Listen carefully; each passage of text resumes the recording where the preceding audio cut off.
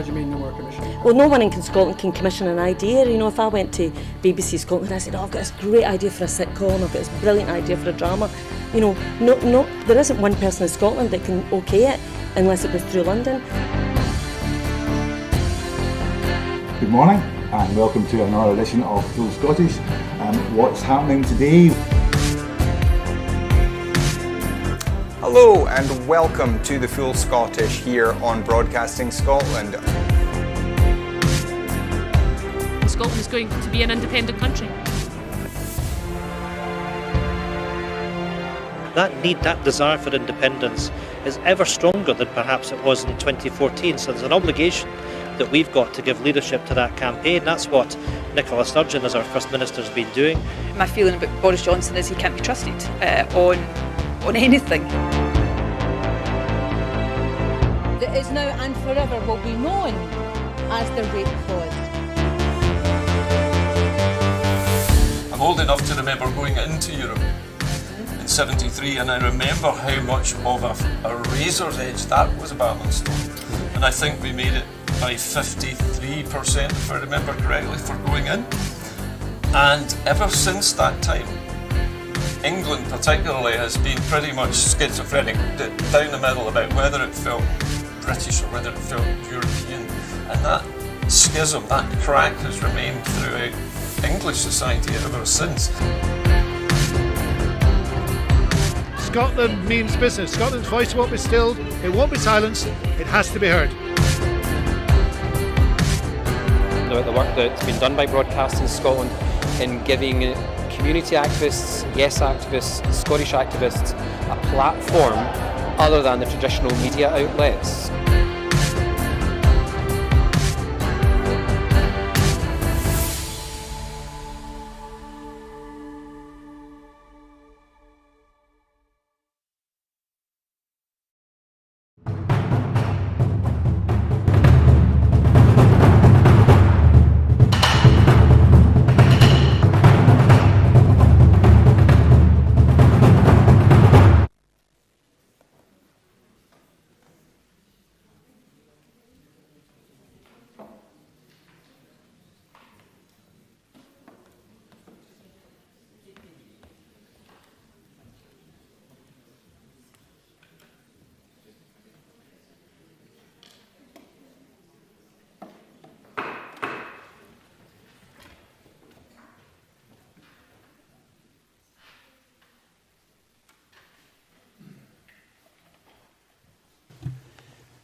Good afternoon.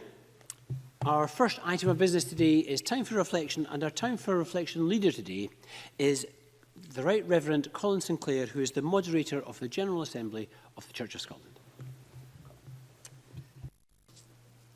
Presiding Officer, members of the Scottish Parliament, what do you think of if you think church? Many people's attitudes, especially from outside, are shaped by television, and not all are flattering. Some dismiss followers of faith as religious anoraks. They may prefer singing hymns to train spotting, but are equally irrelevant to issues of everyday life. However, over the last 50 years, the Church of Scotland has sought to be at the cutting edge through its society, religion and technology project. Back in 1969, the year of the first moon landing, it was clear that change was here to stay, and that technological change would reshape our world and the boundaries of human experience.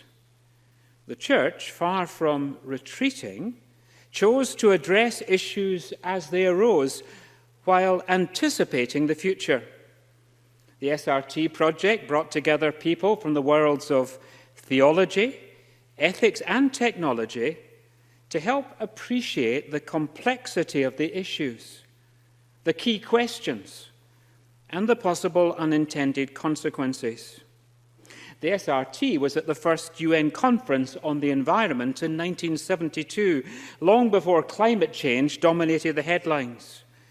It has wrestled with the impact of North Sea oil discoveries, nuclear power, and the quest for greener, more sustainable forms of life. From genetic engineering, Dolly the sheep, to global warming, from test tube babies to end-of-life care and taking in human cloning on the way, it has sought to present a Christian voice. It has lived through the arrival of mobile phones, the internet and social media. If the Christian faith means anything, then there are no no-go areas. The church must engage with the world at every level, listening and learning with others from every walk of life and facilitating the meeting of people with expertise from different disciplines is central. The questions are endless in a world of stem cells and synthetic biology, of economics and environmental issues, of drone delivery services and digital tracking technologies. Behind the project is the call of God through Micah. He has shown you what is good. What does the Lord require of you? To act justly, and to love mercy, and to walk humbly with your God. We are called to use the talents and gifts that God has given us. Followers of faith care about the impact our changing world makes, especially on the vulnerable and voiceless, and on future generations.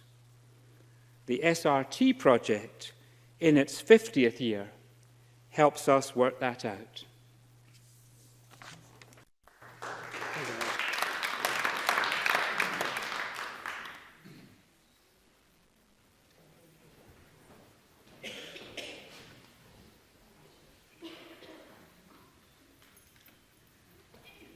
Now, before we move on to topical questions, could I invite members to join me in welcoming to our gallery the Honourable John Ajaka, President of the Legislative Council of New South Wales.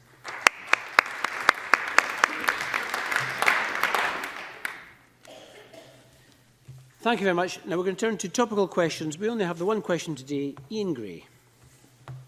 To ask the Scottish Government how the recently published analysis of SQA exam attainment will influence the remit of its review of secondary education. Cabinet Secretary John Swinney. Presiding Officer, I can confirm that agreement was reached this morning between the OECD and the Scottish Government on the remit for an independent review of curriculum for excellence. I will publish that remit tomorrow and will ensure a copy is placed in SPICE. The Government will bring forward a debate in Parliament to enable members to express their perspectives on issues that will be covered during the review. In line with the view of Parliament, I expect that the review will cover the broad general education and the senior phase and the articulation between the two. We will provide the OECD with a broad evidence base to inform its review, and this will include data on attainment and information on emerging practice. I expect that the review will also consider the recently published analysis of the 2019 exam diet. The vast majority of data included in that analysis was published in full at the time of the announcement of the SQA results, and the analysis outlines a series of measures that build on current approaches around understanding standards, enhancing learning and teaching, and encouraging collaborative working in education. It is important to note that a key focus of the review will be curriculum design. This will include the approach to assessment, qualifications and other achievements, and how well they articulate with the curriculum, learning and teaching. Iain Gray. Well, I think that is welcome news, because the analysis of the SQA results showed a drop in attainment, a fall in attainment in 32 out of 46 subjects, as much as 10% in a single year in some subjects. And the context of that fall in attainment, of course, is exactly the things that this review is supposed to consider: the narrowing of the curriculum, the explosion of multi-level teaching, and the fit between broad general education and the senior phase in schools. However, at every stage in getting to this remit for the review, the Deputy First Minister has had to be dragged there. Parliament insisted on the review taking place at all. Then Parliament insisted on it covering broad general education. And now Parliament has insisted on this analysis being published, which it would sound as if has also influenced the remit of the review. Would it not be a lot more straightforward if the Deputy First Minister just faced up to the problems in education without having to be dragged there by this chamber. Cabinet Secretary. Well, I face up to the issues in Scottish education on a daily basis, which is why I indicated in my answer that the steps that are being taken forward in the review paper on the SQA results outlines a series of measures that build on current approaches around understanding standards, enhancing learning and teaching, and encouraging collaborative working in education, all of which are central to the agenda that the government has pursued to constantly support improvement within our education system. Now, I welcome the fact that Mr Gray is indicating in his response to my answer that the ground that we are raising in this issue is a material that he supports being examined. I think that's healthy. I want us to proceed with this review in a fashion that helps us to strengthen the direction of learning and teaching in the years to come. But I think it's also incumbent on me, as well as demanding improvement in the education system, is for me to recognise the strength that exists within our education system, the fact that our young people are performing well in the education system and are achieving significantly within the education system. And I encourage members of Parliament to echo the commendation that I put forward to the achievements of young people and teachers in Scottish education. Iain Gray. Well, in the spirit of Mr Swinney facing up on a daily basis to the problems in education, when these figures were initially known, the figures that this analysis deals with, Mr Swinney described the fall in the higher pass rate as an annual variation. This analysis makes it absolutely clear that higher pass rates are not dropping for a single year, but that there is a trend of falling attainment. So will he now face up to that and confirm to us that the remit which the OECD have for the review recognises this trend of falling attainment and that they will consider the reasons behind that? Cabinet Secretary. I think, as Mr Gray knows, because I know he follows the arguments that I put forward in relation to education, that I consider the exam results in 2018-19 to be a strong set of examination results. And I say that for two reasons. Firstly, because in National 5, the pass rate went up when the previous year it had gone down. So that's volatility in anyone's book on examination performance. And then on the hires, although the pass rate went down by 2%, young people were still, the pass rate was still 75%. Now, in anybody's book, a pass rate of 75%, I accept it's lower than 77% where it was for essentially the 3 years before that, because there's no statistical difference between the 3 years of performance before we get to 2018-19. But in 2018-19, the National 5 pass rate went up, the higher pass rate went down. That is volatility. Yes, we should explore those issues. That's why I commissioned the work that I commissioned in the aftermath of the exam diet in August 2019, and that's why the government constantly is engaging with our education system to secure improvement within our schools, the length and breadth of the country. Can I call Claire Adamson to be followed by Jamie Green? Thank you, Presiding Officer. Cabinet Secretary, you've mentioned standards and learning and teaching being so important, and also collegiate working. Can you tell the Chamber how the regional collaboratives can support in improving learning and teaching standards in Scotland? Cabinet Secretary. Presiding Officer, this was an important reform that I introduced into the education system in 2017, which was about acknowledging the necessity to strengthen collaborative working, which was one of the recommendations of the OECD review in 2015, to support the enhancement of the quality of learning and teaching, to provide a better platform for teachers to enhance their professional development and to ensure that, as a consequence, standards within Scottish education were improved. Now, I'm very pleased with the progress that regional improvement collaboratives are now making. They are increasingly deeply involved in classroom activity, which is providing classroom teachers with an opportunity to enhance their practice and to enhance learning and teaching. These interventions will strengthen Scottish education, and I'm very pleased with the cooperation we've had from local authorities as we've taken forward this agenda. Jamie Green to be followed by Ross Greer. Thank you, Presiding Officer. There are no questions from these benches about the quality of our teachers or the enthusiasm of their pupils, but there are genuine questions to be raised from the report that was released last week. The Cabinet Secretary will know that the Education Committee of this Parliament has on several occasions found it very difficult to elicit full transparency from the SQA about who has been responsible for taking some of the key decisions relating to SQA qualifications and exams. I've spoken with a number of teachers over the weekend as a result of these statistics, and many are expressing concerns about these pass rates. A 10% drop rate in some subjects is not volatility, Cabinet Secretary. There are clearly underlying issues which will need to be addressed. Does the Cabinet Secretary accept that there are genuine concerns from teachers and parents? And how is he going to ensure that there is full transparency and trust in both the SQA and our qualification structures? Cabinet Secretary. Well, first of all, can I welcome Jamie Green to his post on the Conservative benches, and I look forward to discussing issues relevant to the future of Scottish education with him. I think it's crystal clear that the SQA is a body that acts independently of government. So the SQA is an independent examining body. It takes all of its decisions about the performance of pupils independently, and ministers have absolutely no oversight of that, nor should ministers have oversight of those operational decisions. And I assure Mr Green that that is absolutely the case.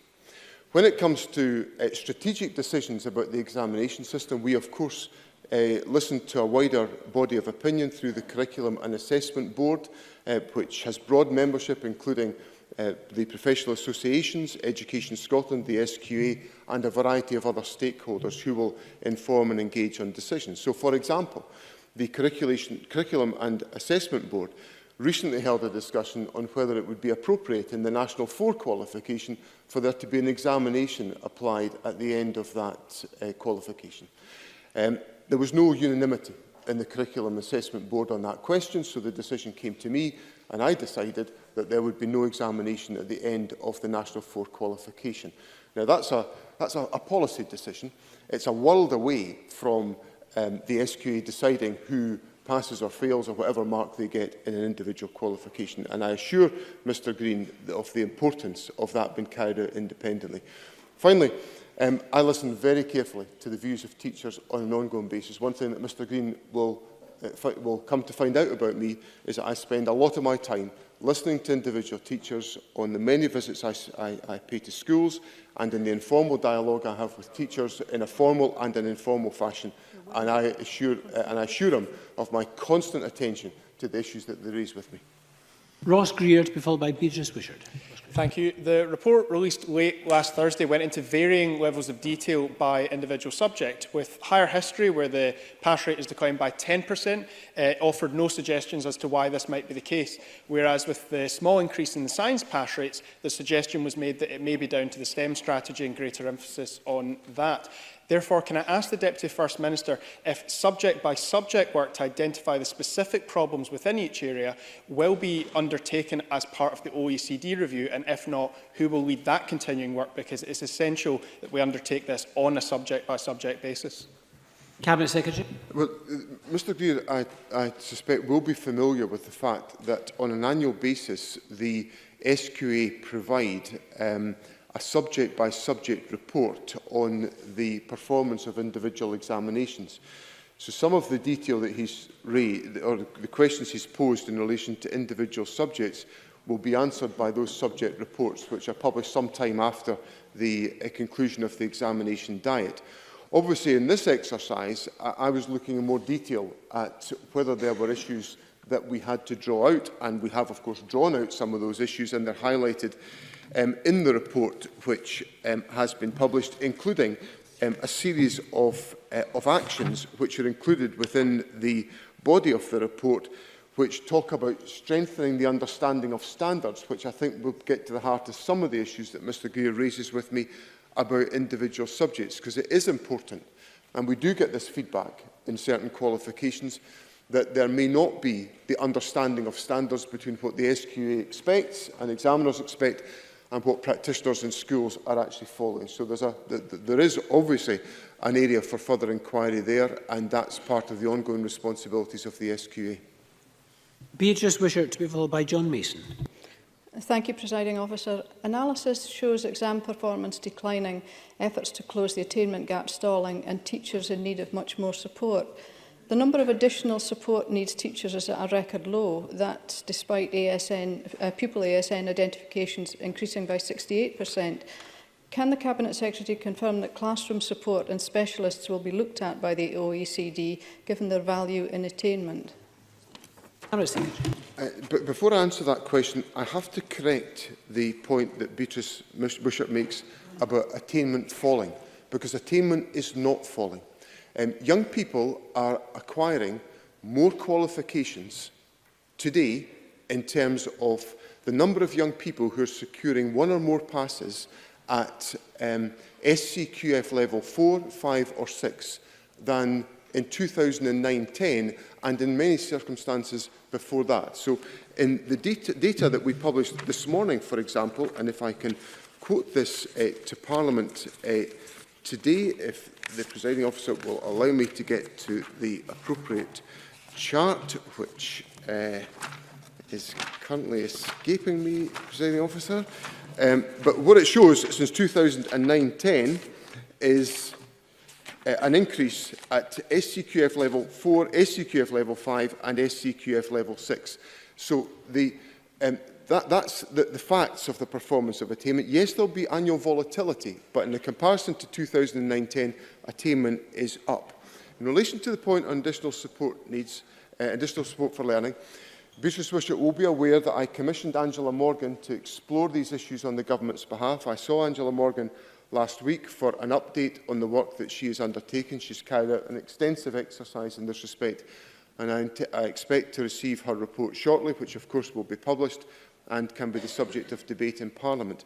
The Government has put in place £15 million of additional resources to support additional support for learning. It is, of course, contingent on Parliament supporting the budget on Thursday, which I would heartily encourage Beatrice Bishop to give positive consideration to enable that expenditure to be deployed in our local authorities to support the needs of children and young people in Scotland. And there may be a chance for the Minister to find the pages. There's 2 more questions still to come. John Mason, to be followed by Jamie Halker-Johnson. Thank you very much. If we are going to be reviewing secondary education, will one of the factors to be looked at be positive destinations? Because, as I understand it, in 2009-10, we had 87% of young people going to positive destinations, and last year it was 95%. Cabinet Secretary. Yes, the data this morning demonstrates that 95% of young people leaving school went to positive destinations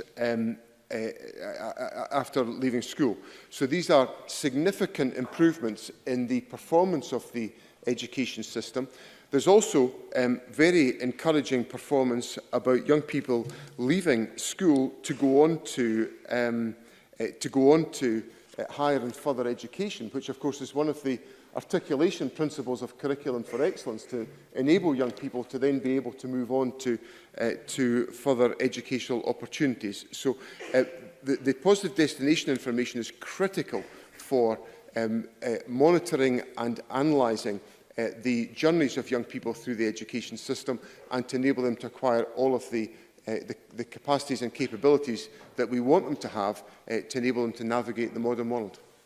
And Jamie Halker-Johnson. Thank you. Given the widening of the remit of the review, can the Cabinet Secretary lay out the timescales for the review and also the earliest date at which any recommendations may be implemented? Cabinet Secretary. As I've indicated to Parliament before, because of the fact that we are expanding the remit of the review beyond initially the senior phase review, which we wanted to carry out, we have agreed a timescale with the OECD that recommendations or the conclusions of their process will come back by February 2021. If we're going to do this exercise, we have to give it enough time to be done properly. I want to maximise practitioner and pupil engagement in this exercise so that we can hear the voice and the experience of the practitioners that Mr Green was talking about, and also of pupils. And then obviously it's for ministers and Parliament to consider the implications of any material that arises out of the review at that time. Thank you very much, and that concludes Topical Questions. I'm going to move on now to our next item of business, which is a Standards, Procedures and Public Appointments Committee debate on motion 20752 in the name of Bill Kidd on Its proposal for a committee bill. I would invite all members who wish to participate in this debate to press their request to speak buttons. Thank you. And I call on Bill Kidd to speak to and move the motion on behalf of the Standards, Procedures and Public Appointments Committee. Mr Kidd. Thank you very much, Presiding Officer. The Standards, Procedures and Public Appointments Committee was invited by the Scottish Parliamentary Corporate Body last year to instruct and introduce a committee bill to transfer responsibility for setting the terms of the funding of non-government political parties from the Scottish Government to the Scottish Parliamentary Corporate Body. The committee now presents the Parliament with a proposal for a committee bill under Rule 9.15 of Standing Orders, which aims to achieve this administrative change. The term short money was coined, here's the serious bit because it's history, the short money was coined at the House of Commons. It's named after Edward Short, later Lord Glenamara, the then leader of the House of Commons, who first proposed the payments. The payments were introduced by the Harold Wilson government in 1974 to enable opposition parties to fulfil their parliamentary functions. This followed a pilot project established by the Joseph Rowntree Social Service Trust, designed to assist the opposition to carry out their parliamentary duties and offset the advantage that government ministers receive through briefings from civil servants. The Scotland Act 1998 included provision for an equivalent scheme, so short money has been part of the devolved arrangements from day one of this Parliament. It is generally opposition parties at the Scottish Parliament who receive payments under the terms of the current scheme, although there are some coalition scenarios in which junior parties in government can receive some payments. Under the current arrangements for funding political parties, payments are made according to a scheme which is set out in an order in Council made under powers set out in the Scotland Act 1998. These powers have only been used once. An order was made in 1999 and has governed the arrangements since the creation of the Parliament. It was prepared jointly by the United Kingdom Government and the then Scottish Executive, but the Scotland Act 2016 removed the UK's government's role, leaving Scottish ministers solely responsibility for submitting draft orders to Her Majesty. So, while the scheme has always been and continues to be administered and funded by the Scottish Parliamentary Corporate Body in the same way as members' salaries, allowances and pensions are, the corporate body does not have the ability to alter the formula that determines the level of funding provided and who is eligible to receive it. The committee considers that the Scottish Government, as the party or parties of power, is not ideally placed to determine the funding of the other political parties represented in the Parliament. The SPCB, by contrast, consists of MSPs elected by the whole Parliament and acts in a politically neutral manner. As such, it is better placed to propose any alterations in respect of the funding of non-government parties for agreement by the Parliament. Under the committee's proposal, responsibility for setting the terms of the short money arrangements would be transferred from Scottish ministers to the Parliament. The provisions of the proposed bill would give the Parliament the power to make a resolution setting out a new scheme. In this way, any changes to the current scheme will be agreed by the Parliament as a whole. I would like to reassure members that the proposed bill is narrow in scope. While it would transfer responsibility for setting the terms of any future funding scheme from Scottish ministers to the Parliament, it would not change the existing scheme and formula. This would remain in place until such time as the Parliament agreed to alter it by means of a formal resolution process provided for under the proposed bill. As such, the proposed bill will not itself affect the amount paid to parties. It is envisaged that the SPCB, in drawing up a new scheme, would consult before submitting it for formal approval by the whole Parliament.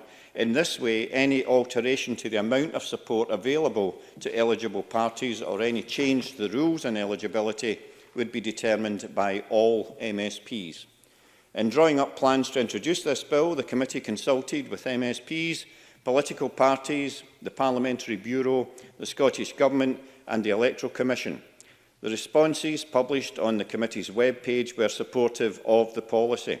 Significantly, the Scottish Government has indicated that it is consent with it that its responsibility in this area be transferred to the Scottish Parliamentary Corporate Body. To sum up our proposal, the proposed bill would move responsibility for setting the terms of funding for opposition parties from Scottish ministers to the Parliament. The current order, which determines the current formula, would remain in place unless and until the Parliament as a whole agreed to a change. I commend the committee's proposal to the Parliament. I move that the Parliament agrees to the proposal for a committee bill under Rule 9.15 contained in the Standards, Procedures and Public Appointments Committee's Second Report 2020, Session 5, Proposal for a Committee Bill, Scottish Parliament, Assistance for Political Parties Bill, SP Paper 669. And thank you very much. Thank you very much. Can I call David Stewart, who's going to speak on behalf of the Scottish Parliament Corporate Body? Thank you, Presiding Officer. I believe the last time this Parliament discussed what we commonly refer to as short money was on the 2nd of June 1999. Indeed, it was one of the first debates that the newly established Parliament had. The debate itself was about modifications to Schedule 4 and 5 of the Scotland Act 1998, but the discussion was dominated by the subject of short money. What we are discussing today is hopefully more straightforward than the original debate. It's seeking, as we've just heard, to transfer the administrative oversight of the scheme to the corporate body. I move, which I would hope makes sense, given that for the last 20 years, the corporate body has been funding the scheme as part of the budget. I was hoping to give a quick history lesson, Presiding Officer, of the background, but unfortunately Bill Kidd has stolen my thunder in this particular one. But nevertheless, I will proceed. As we know, short money was introduced by the Harold Wilson government in March 1975, following commitment in the Queen's speech of the 12th of March 1974. So the proposal and the purpose was to enable non-government parties to more effectively fulfil their parliamentary functions, and the funding was essentially provided for staffing of the opposition leaders and the chief whip offices, and in research assistant for shadow front bench spokesperson. As members will be aware from previous speaker, an order in council made under the Scotland Act sets out the financial assistance that the corporate body must pay to non-government parties, but also I would highlight to the Chamber, it's also to junior coalition parties, as we found during the Labour-led administration when funding was available for the Liberal Democrats, to assist members to perform their parliamentary duties, commonly referred to as short money. Here in the Scottish Parliament, it's for individual parties to determine how the funding is used, providing it is for parliamentary purposes, and responsibility for setting the terms of the order and therefore the amount of short money currently lies with Scottish ministers. The order in council provided for the existing scheme has been in place since 1999. Previously, if any changes were to be made to the arrangements, such an order would have to require approval by both Westminster and Holyrood before being made by Her Majesty. The Scotland Act 2016 changed this. Approval by Westminster is no longer required. Only the Scottish Parliament needs to approve a short money order. The corporate body considers the arrangements provided for in the 2016 Act are still not wholly satisfactory, since the power over the funding arrangements was transferred to Scottish ministers. As the funding is provided by the corporate body, we consider that very body is best placed to oversee the arrangements. This will be similar to the corporate body's responsibility for the administration of members' salaries and the reimbursement of expenses schemes. Importantly, it may not be considered appropriate as a matter of principle for the Scottish Government to have the power to determine funding to non-government political parties. The corporate body, by contrast, consists of representatives elected by all MSPs and acts in a politically neutral manner. As such, it would therefore be thought to be better placed to take decisions and promote actions in respect of the funding of non-governmental parties.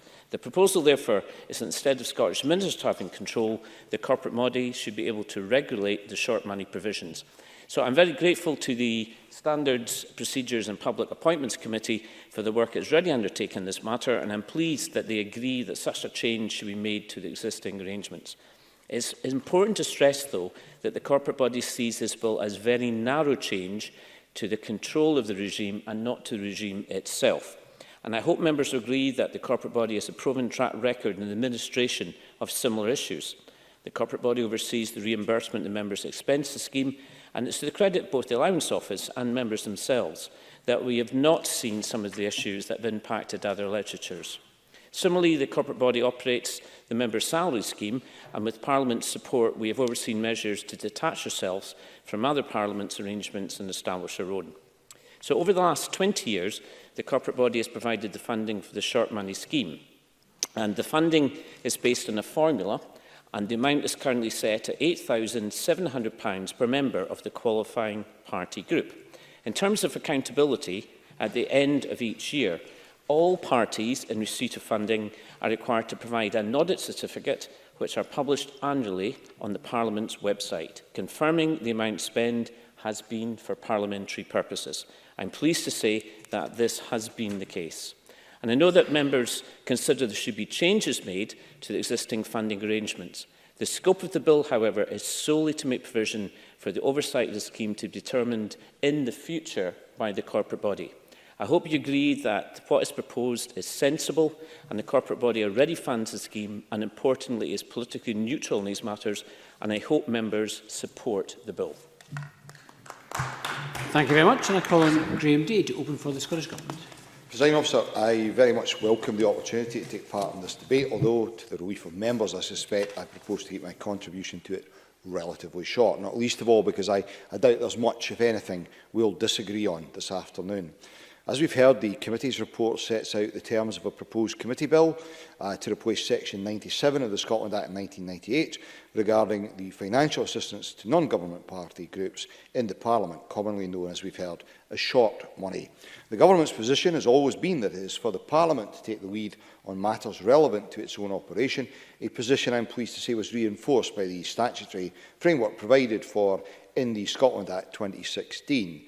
The current Scottish ministerial responsibility for making orders in respect of short money appears purely to be in consequence of the need to put in place a range of practical measures at the outset of devolution, more specifically at a point prior to the Parliament being operational and in a position to take on such a role. On that basis, the Government supports the principle of Parliament having direct responsibility for short money and for that policy move to be delivered via a committee bill. This proposal may be regarded as a welcome continuation of legislation promoted by the Parliament to govern its internal operation in a more permanent manner. For example, the registration of members' interests or arrangements for the administration of parliamentary pensions.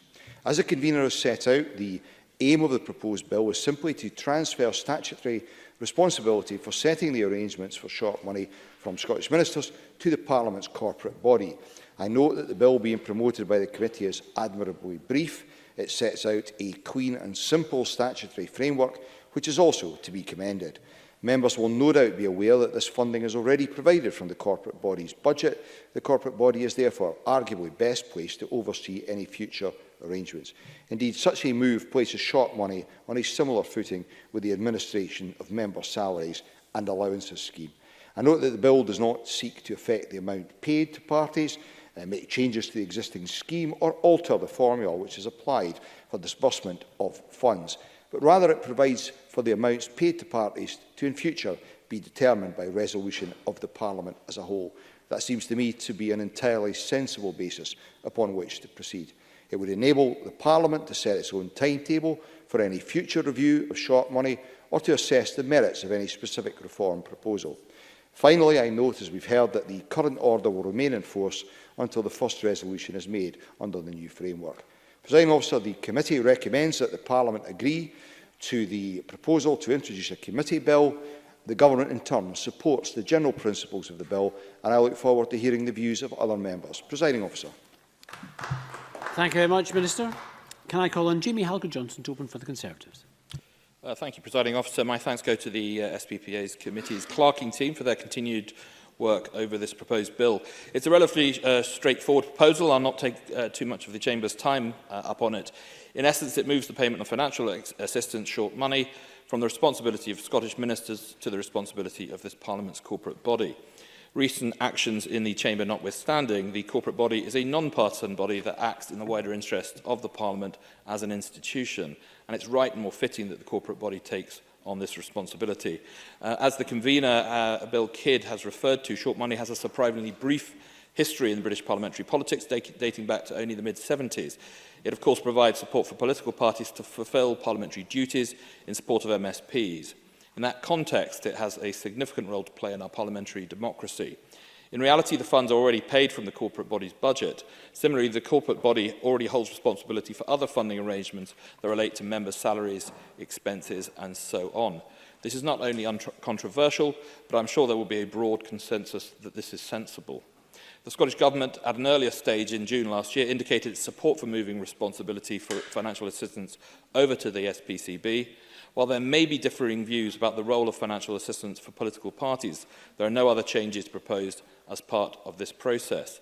The proposed bill and its intent is straightforward, that passing of responsibility from one body to another, and it will not change the underlying level or nature of payments made. The committee has consulted on the process and responses have been positive. It is, of course, important that the use of public funding continues to be transparent and properly administered. I have no reason whatsoever to doubt that the corporate body is very much up to this task. Presiding Officer, the committee has brought forward a sensible and straightforward piece of legislation. It brings financial assistance into line with other forms of reimbursement and sets right an administrative abnormality that has existed since 1999. I would hope that it would find support in this chamber. Thank you very much, Mr Halker-Johnson. Can I call on Elaine Smith to open for Labour? Thank you, Presiding Officer, and like everyone else who has spoken so far, I welcome the proposal for a committee bill which will bring responsibility for setting the terms for funding of non-government political parties represented in the Scottish Parliament from Scottish ministers to the SPCB. A framework to give financial assistance to opposition parties is a fundamental part of our democracy. Parties of government enjoy the advantage and resources of the civil service, which assists them in formulating policies, and short money, as it's known, ensures that other parties can have the means to scrutinise the actions and legislation of the government. As we heard from Bill Kidd, it's named after the Right Honourable Edward Short MP, Leader of the House of Commons, who in 1975 established the payment to opposition parties in the House of Commons to help them pay for certain services necessary to carry out their parliamentary duties.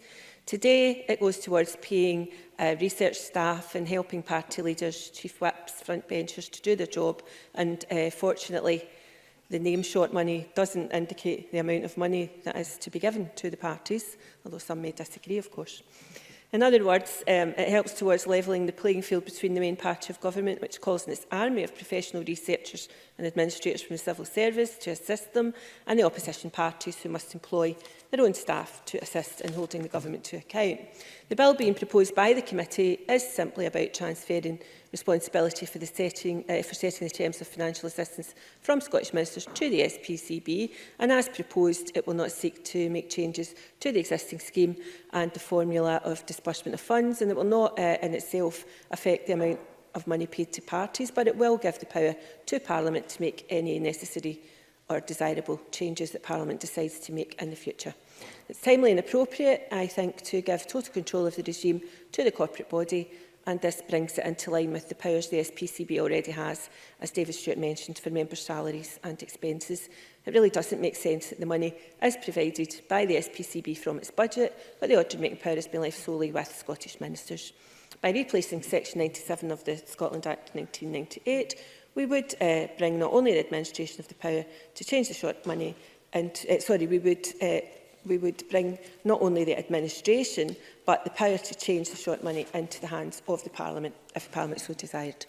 As stated by the SPPA Committee, the Scottish Government is not ideally placed to determine the funding of other political parties, no matter what party is in power in the Parliament. I think there's often confusion as well regarding the separation of power and responsibility between the Parliament and the Scottish Government, and I think this bill might also help to make matters a bit clearer in that regard. that certainly could add to that.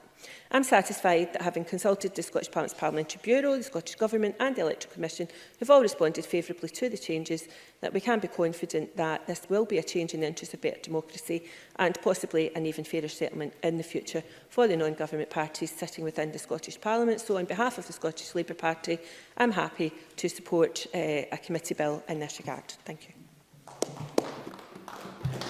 Thank you very much, Gillian Smith. And I call on Mark Ruskell to close this debate for the committee.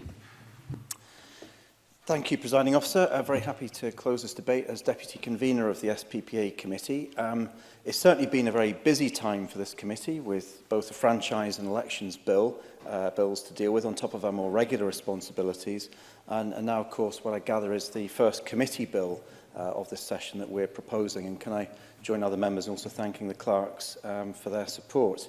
And it's clear from this brief debate this afternoon that there is a strong consensus that responsibility for setting the terms of the financial assistance to non-government political parties should be transferred from the Scottish Government to the Scottish Parliament corporate body by means of the legislation being proposed today. And as the convener highlighted, and Dave Stewart on behalf of the corporate body, the short money, as they're colloquially termed, contributions were introduced by the House of Commons in 1974, aiming to provide greater support to opposition parties to fulfil their parliamentary functions. And since then, that financial assistance in the House of Commons, the House of Lords and in the Scottish Parliament has been fundamental to opposition parties fulfilling their parliamentary roles. And it was useful to get just a little smidgen of the history there from Dave Stewart, the early debates back in 1999, which seemed to focus more on the level of short money rather than the administrative function of how short money is distributed, which of course is the purpose of the debate today. We might have interesting debates going forward about what the level of short money may be. And I can certainly perhaps almost declare an interest here, Presiding Officer, in the first session of Scottish Parliament. Obviously I wasn't an MSP, but I did spend a period of time working for Robin Harper, the first Green MSP, on assisting him to bring forward the first piece of Green Members' Bill legislation to the Scottish Parliament. And at that time, you know, with a single MSP in the Parliament, it was hugely important that we had a little bit of resource to support his parliamentary work. You know, we had a toehold in Scottish politics. I think at that time we didn't even have full-time members of staff, so not a lot of capacity to support our first ever parliamentarian. And throughout the years I've seen the value of short money coming through, particularly now in my role as convener of the Green Group, parliamentary group in the Scottish Parliament. And I think Elaine Smith also reflected on how short money helps to level the playing field. And it is about the campaigns of legislation that we bring forward, but it's also about our ability to scrutinise government when they have an army of civil servants ready to answer every question and legislate for every line in every single bill. So I agree that it's appropriate that, along with others speaking today, that following the Scotland Act 2016, that the responsibility for submitting draft orders should be transferred from the Scottish Government to the SPCB. The SPCB, of course, is made up of representatives elected by the Parliament and therefore is better placed as a neutral body to take decisions in relation to the provision of financial assistance to opposition parties. It also has a responsibility for setting members' salaries, allowances and expenses, so it can be argued that taking on this role in relation to financial assistance is a logical expansion of that role. The committee has worked to develop this proposal following the Scottish Government's indication that it would be content to support these provisions being transferred to the corporate body. And the committee's report sets out the full background to the proposal and includes a draft bill. And as the convener indicated, the bill itself is narrow in scope and would not in itself, as currently drafted anyway, affect the amount of financial assistance paid to parties. So in conclusion, I'm happy that the widespread support has been expressed in support of this proposal, and I hope that it will progress through the various stages of the committee bill process to enactment. Thank you very much, Mr Ruskell. And that concludes our Standards, Procedures and Public Appointments Committee debate on its proposal for a committee bill. Now we're going to move on shortly to our next item of business.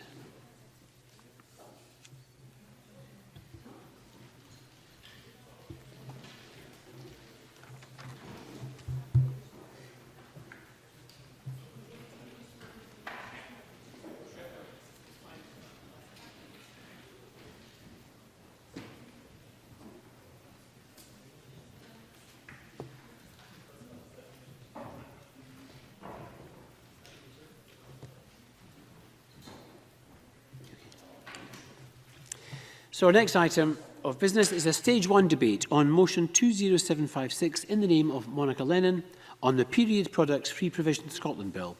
Could I invite all members who wish to contribute to this debate to press their request to speak buttons, and I call on Monica Lennon to speak to and move the motion in her name. Thank you, Presiding Officer. This debate is only possible because we are standing tall on the shoulders of previous generations of feminists, trade unionists and equality campaigners.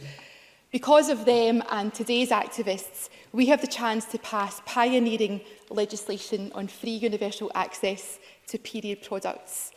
Too often this Parliament is defined by division, disagreement and discord. This bill shows what Parliament can do when we put aside our legitimate political differences and work together. Women and girls are too often left behind in the political process.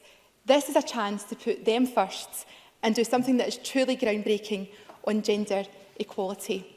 Legislation will ensure free universal access to period products to anyone who needs them and put on a duty on schools, colleges and universities to make free period products available in toilets.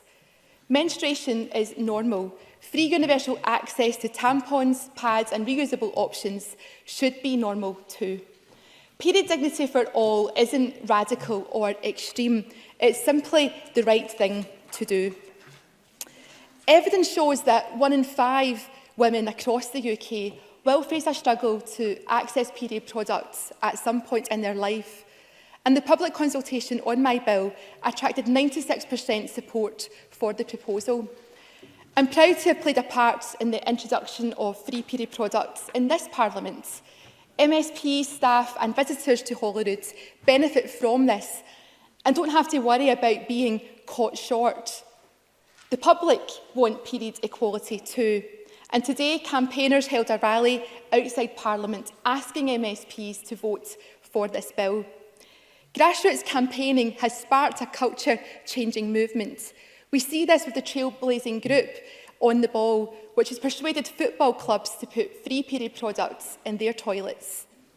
On the Ball are part of a growing coalition of over 50 organisations endorsing the bill and the principle of free universal access to period products. And to all of these campaigners, I say thank you. Presiding Officer, the bill will be subject to further scrutiny if it passes Stage 1, and I will be happy to work with colleagues across the Chamber on amendments to strengthen it. Already, the bill has been shaped and influenced by women, girls, trans and non-binary people from every corner of Scotland. Not as passive observers, but as architects of the kind of Scotland we want to live in. We should be proud that our citizens, especially our children and young people, are politically engaged and passionate about equality. I have worked with people from all parties and none, and I have learned from them all, especially during times of disagreement, and I hope those lessons have made me a better MSP. I led this Parliament's first ever debate on periods in 2016, and I want to repeat the tributes I made then to Gillian Martin and Women for Independence, including campaigners Julie Hepburn and Victoria Heaney. Success has many mothers, and I'm delighted that Victoria addressed the rally today and is in the public gallery. Gillian Martin shone a light on domestic abuse as one of the hidden drivers of period poverty, and her influence on government spearheaded a pilot scheme in Aberdeen. And Angela Constance deserves credit for leading that work while she was Cabinet Secretary. I went to Aberdeen to meet with Dave Simmers and the phenomenal team at Seafine who ran that pilot. And in Aberdeen and elsewhere, I heard personal stories that have motivated me. A change in circumstance could quickly push anyone into period poverty. Sharing that you have had to rely on food banks for period products so that your children can have food to eat, or that you miss college because you couldn't afford both a travel ticket and a tampon is not an easy conversation. So I want to put on record my thanks to everyone who shared their personal experiences with me and with the Local Government and Communities Committee. And I'm grateful to the committee and the clerks, especially for their outreach work with communities and young people. I was disappointed that the committee was split in its decision, with a majority of members exercising caution over some aspects of the bill and not recommending support at stage 1. I'm eternally grateful to the non-government bills unit who have been on this rollercoaster journey with me. And of course, I thank my wonderful team, especially Kirsty Louise Hunt, who has worked on this bill from the beginning and wasn't able to fully celebrate her birthday yesterday because of today's preparation. So happy birthday, Kirsty Louise. Back in 2016, when I first raised access and affordability issues with ministers, my questions referred to feminine hygiene products. Journalist Daniel Sanderson, who was at the Herald at the time, spotted the questions on the Parliament website and called me up to ask where I was going with all of this. Ministers at that time had advised that there was no work planned on access to period products or on stigma, but confirmed their awareness of food banks in Scotland often providing sanitary products. I told Dan that I believed that action was required and that I had reached out to organisations including the EIS, Women's Aid and Gender and the Trussell Trust, who all agreed. And it's good to look back on that time and see together how far we have progressed. And since 2016, my own language has evolved away from hygiene or sanitary products. Overall, I would say discussions are much more inclusive and focused on dignity. Cross-party working has been key. MSPs from all parties signed the Members' Bill final proposal, 51 MSPs in total. And in particular, I want to thank Jackson Carlaw, the new leader of the Scottish Conservative Party. Jackson Carlaw has worked across and beyond party lines to fight for women injured by mesh, and he's approached my bill with that same desire to do what is right. I was grateful when he signed the Members' Bill proposal back in, I think it was 2018, and from his firm support in recent weeks when it looked like the Scottish Government might not back the bill at this time. However, the Scottish Government has taken big strides since 2016, and I congratulate ministers for working with a range of partners to roll out free period products in education settings and in many, many community venues. Aileen Campbell, the Cabinet Secretary, should feel proud of the work that she and her team are committed to and leading on, and I look forward to continuing to work with the Cabinet Secretary on our shared objectives. We have strong foundations to build on, and the First Minister has put on record that access to period products should be a right, and I agree with the First Minister. The bill provides a legal framework that gives ministers a considerable degree of flexibility to design the scheme through regulations and work in consultation with partners. Of course, no one will be required to take free period products, but if they need them, they will be cost-free and reasonably easy to access. In conclusion, Presiding Officer, we must get on and do this, because we have constituents today who are worried about where their next pad or tampon is coming from.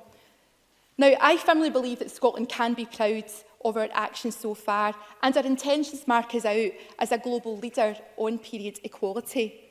The world is willing us to go further and back the general principles of the Period Products Free Provision Scotland Bill tonight. Presiding Officer, I am proud to move the motion in my name.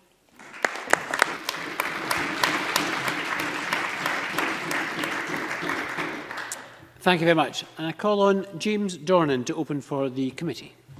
Thank you, Presiding Officer. I'm pleased to speak in this debate on the Period Products Free Provision Scotland Bill on behalf of the Local Government and Communities Committee. Today's debate reflects the findings of the committee's scrutiny, which we began last September. We published our report on the 5th of February this year. We commended Monica Lennon's work and her collaboration with the Cabinet Secretary. This joint work has helped to highlight the issues of access and affordability in relation to period products and the stigma that goes with it. Following a call for views, the committee took oral evidence during 3 evidence sessions, hearing from a number of organisations, from the Cabinet Secretary for Communities and Local Government and from Monica Lennon. We also went to Perth and to a Scottish Youth Parliament workshop in Dunfermline. On behalf of the committee, I'd like to thank all those who engaged with us and for their interesting, constructive and often passionate contributions. The term period poverty is not specifically referred to in the bill, but has been used by the press and others to describe an inability to afford period products. What the committee discovered was that the problem is as much one of access as it is one of cost. We found it can impact those with health conditions or a disability, young people who may not have their own money, and those in coercive relationships. On our visit to Perth, we heard that women who have been diagnosed as suffering from conditions such as endometriosis can spend £50 per month on products but are not entitled to these on prescription.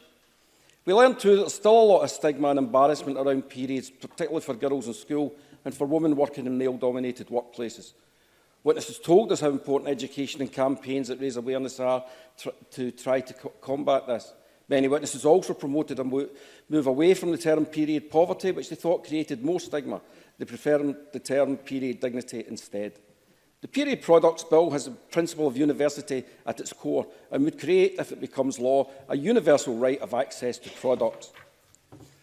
We heard views that the majority of people able to afford products will continue to buy their own. A focus of our scrutiny was therefore on whether a universal right of access is preferable to a more targeted approach. The bill requires ministers to set up a period product scheme, but gives ministers a lot of flexibility as to how they would choose to do this. We are keen to hear views on what witnesses thought such a scheme should look like. Section 3 of the bill provides a mechanism for a voucher or registration scheme to be introduced, and this could be similar to the C-card scheme, which distributes free condoms. We explored whether there was support for this and found that while there was some support and written evidence, none of the witnesses we heard from thought it was a good idea. They felt it might create more stigma and be an additional barrier to access. On balance, the committee did not think a voucher scheme should be adopted. Section 4 of the bill provides that the scheme must give individuals the option to have products delivered. We explored witnesses' views on postal delivery and particularly how this could be balanced with the lack of support we had heard for the voucher model. We heard arguments both for and against a postal delivery option. Arguments for were that it would benefit hard-to-reach communities, including people in rural areas and disabled individuals. But we were more persuaded by arguments against, which cited additional bureaucracy and cost, and noted that postal deliveries would require information sharing of some kind. We agreed that alternative solutions, such as working in partnership with local services, would be preferable. We asked witnesses how effective they were finding the non-statutory measures being undertaken by the Scottish Government. These have a targeted approach, providing free period products in the educational establishments, sports facilities and other local authority buildings. All witnesses we heard from were extremely positive about these measures, and it's clear they are having an impact in tackling the issue of access, affordability and stigma. We were impressed by the work being done by local authorities, third sector and grassroots organisations who continue to promote and implement these measures. Many witnesses welcomed the range of products which some organisations are making available, and while this is welcome, we heard from COSLA that each local authority is taking its own approach dependent on local needs. As a result, witnesses told us there can be a lack of consistency in how products are being distributed and promoted in schools, and that this is having an impact on uptake in some areas.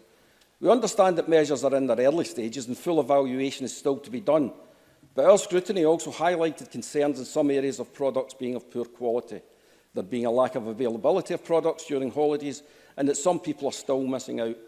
We heard how important it is that the scheme is promoted so individuals can find products easily.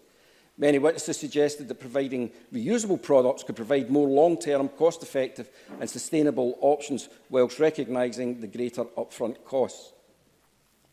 The financial memorandum accompanying the bill acknowledged that there will be financial implications in setting up and administering a universal scheme, and we explored these costs in detail.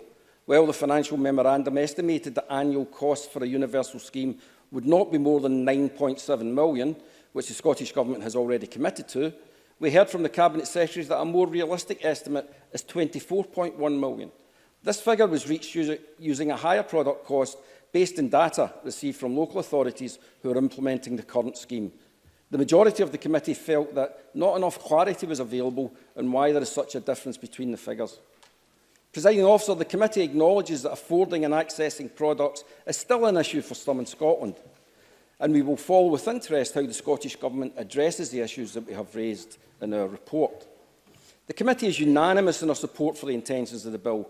A majority, however, had concerns about the disparity between the costs presented in the members' financial memorandum and the costs estimated by the Scottish Government for a universal scheme to be rolled out.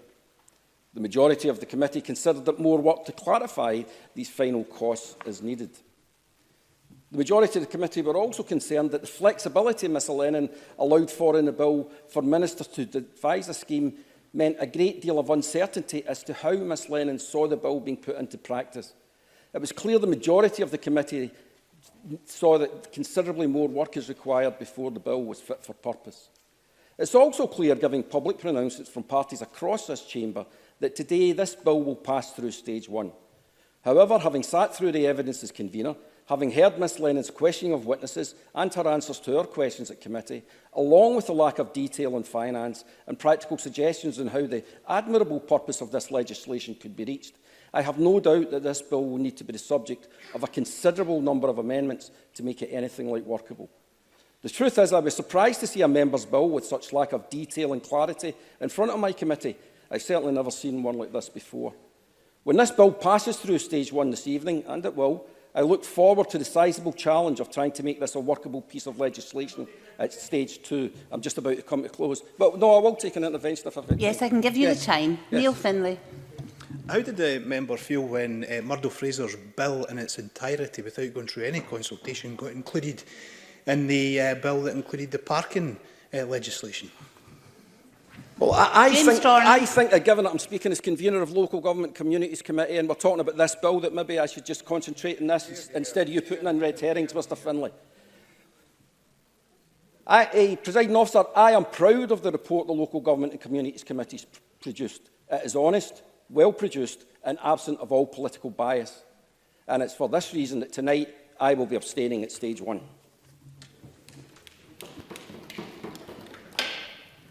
I now call on Aileen Campbell. 8 minutes, please, Cabinet Secretary. Thank you, Presiding Officer. I'm immensely proud that Scotland is a world leader on providing access to period products. Thanks to this Government's actions, without waiting for legislation, we have invested around £15 million to make free period products available in our schools, colleges and universities, in community settings such as libraries, community hubs and grassroots sports clubs, and within services most likely to be accessed by those on low incomes. We are reaching over 530,000 women and girls through this groundbreaking work right across the country.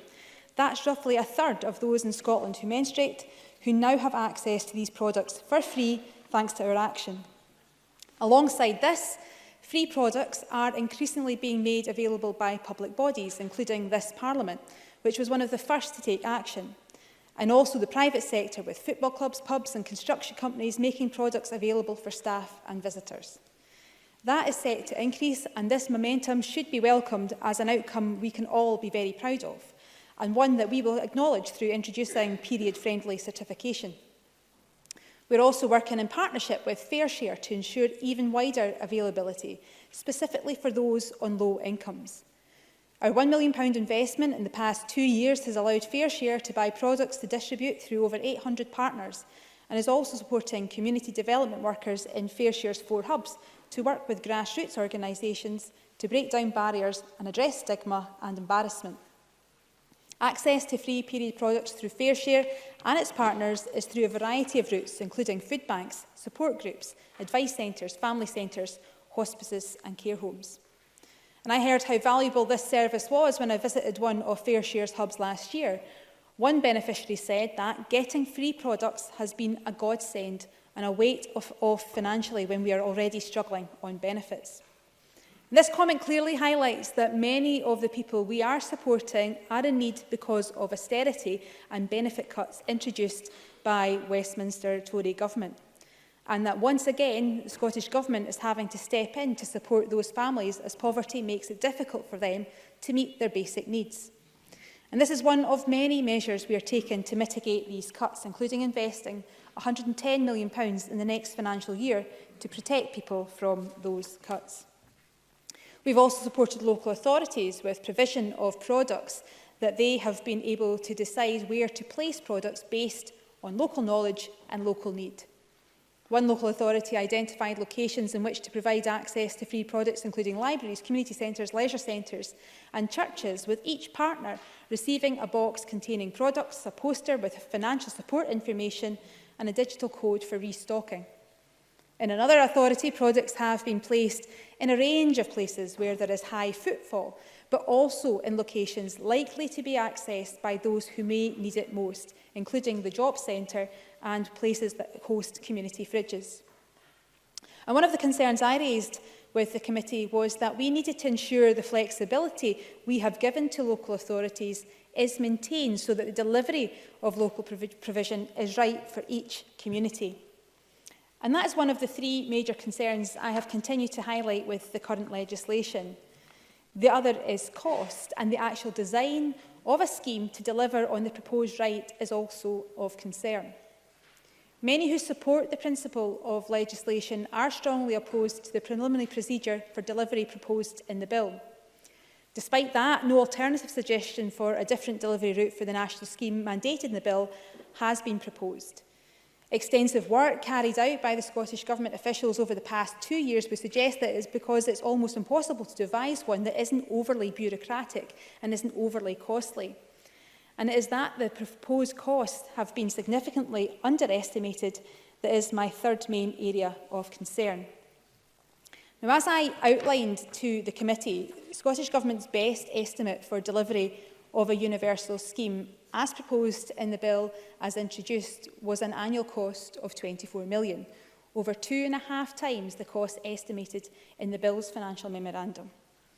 And as members will know, if Parliament passes the bill today, Scottish ministers are expected to bring forward a financial resolution to allow the bill to move to stage 2. However, as Monica Lennon herself said when giving evidence to the committee, that it is impossible to say what the uptake would definitely be. And we would have to bring this resolution forward before we know what delivery of universal free access will look like, and by extension, how much it will really cost. So I therefore welcome the committee's conclusion that more work to clarify the potential cost is needed, and will seek agreement across political parties on the detail to allow us to better estimate costs before lodging a motion for a financial resolution. So, Presiding Officer, yeah, of course. Monica Lennon. I thank the Cabinet Secretary for giving way and for the tone of her speech so far, and it is really important that we continue to work together. One of the things that I heard in the oral evidence from committee was North Ayrshire Council, who had launched the provision in schools a year before the government scheme rolled out nationally, and the officials talked about the savings that had been made because they'd become more efficient and there was less bureaucracy. That was something that gave me hope that we can continue to learn and improve. Is that something that the Cabinet Secretary recognises? There is extra time available if you need it, Cabinet Secretary. Yeah, no, thank you very much. And I know absolutely and in depth the fantastic work that's happening in North Ayrshire. Indeed, I visited Ardrossan, I think, Academy to see some of the good work that was going on there, particularly led by that head teacher who made and created a culture in a school to ensure that people who needed support were getting that support, and they were able to be treated with the dignity and respect that they deserve. Changing the culture, not just for that generation of pupils going through that school, but for generations to come, and all the better for it. But in terms of the finances around this, we were very clear in the evidence that I gave to the committee that we do believe there is an underestimation of the cost as presented in the financial memorandum. And what we stand to lose through the lack of flexibility could prove costly. And so, absolutely, what we'll have to do is endeavour to work together to try and find a way through this, because there is no getting away that actually the costs that we're incurring now as a government are more than what the costs that are set out in the financial memorandum. And that's just a fact. And so we're going to need to work through that, because if we want to have good legislation, that will require a whole lot of hard work and endeavour to make sure that we can get something that's fit for purpose.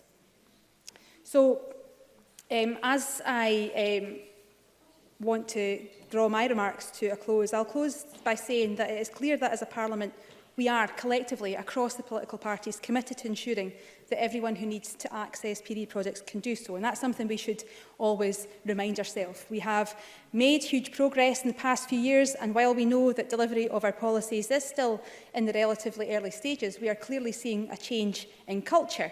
And this has been recognised by the committee, and we must ensure that the good practice already in place is not lost through the introduction of legislation, and that any scheme is actually workable and deliverable, does not have those unintended consequences, and is value for the public purse.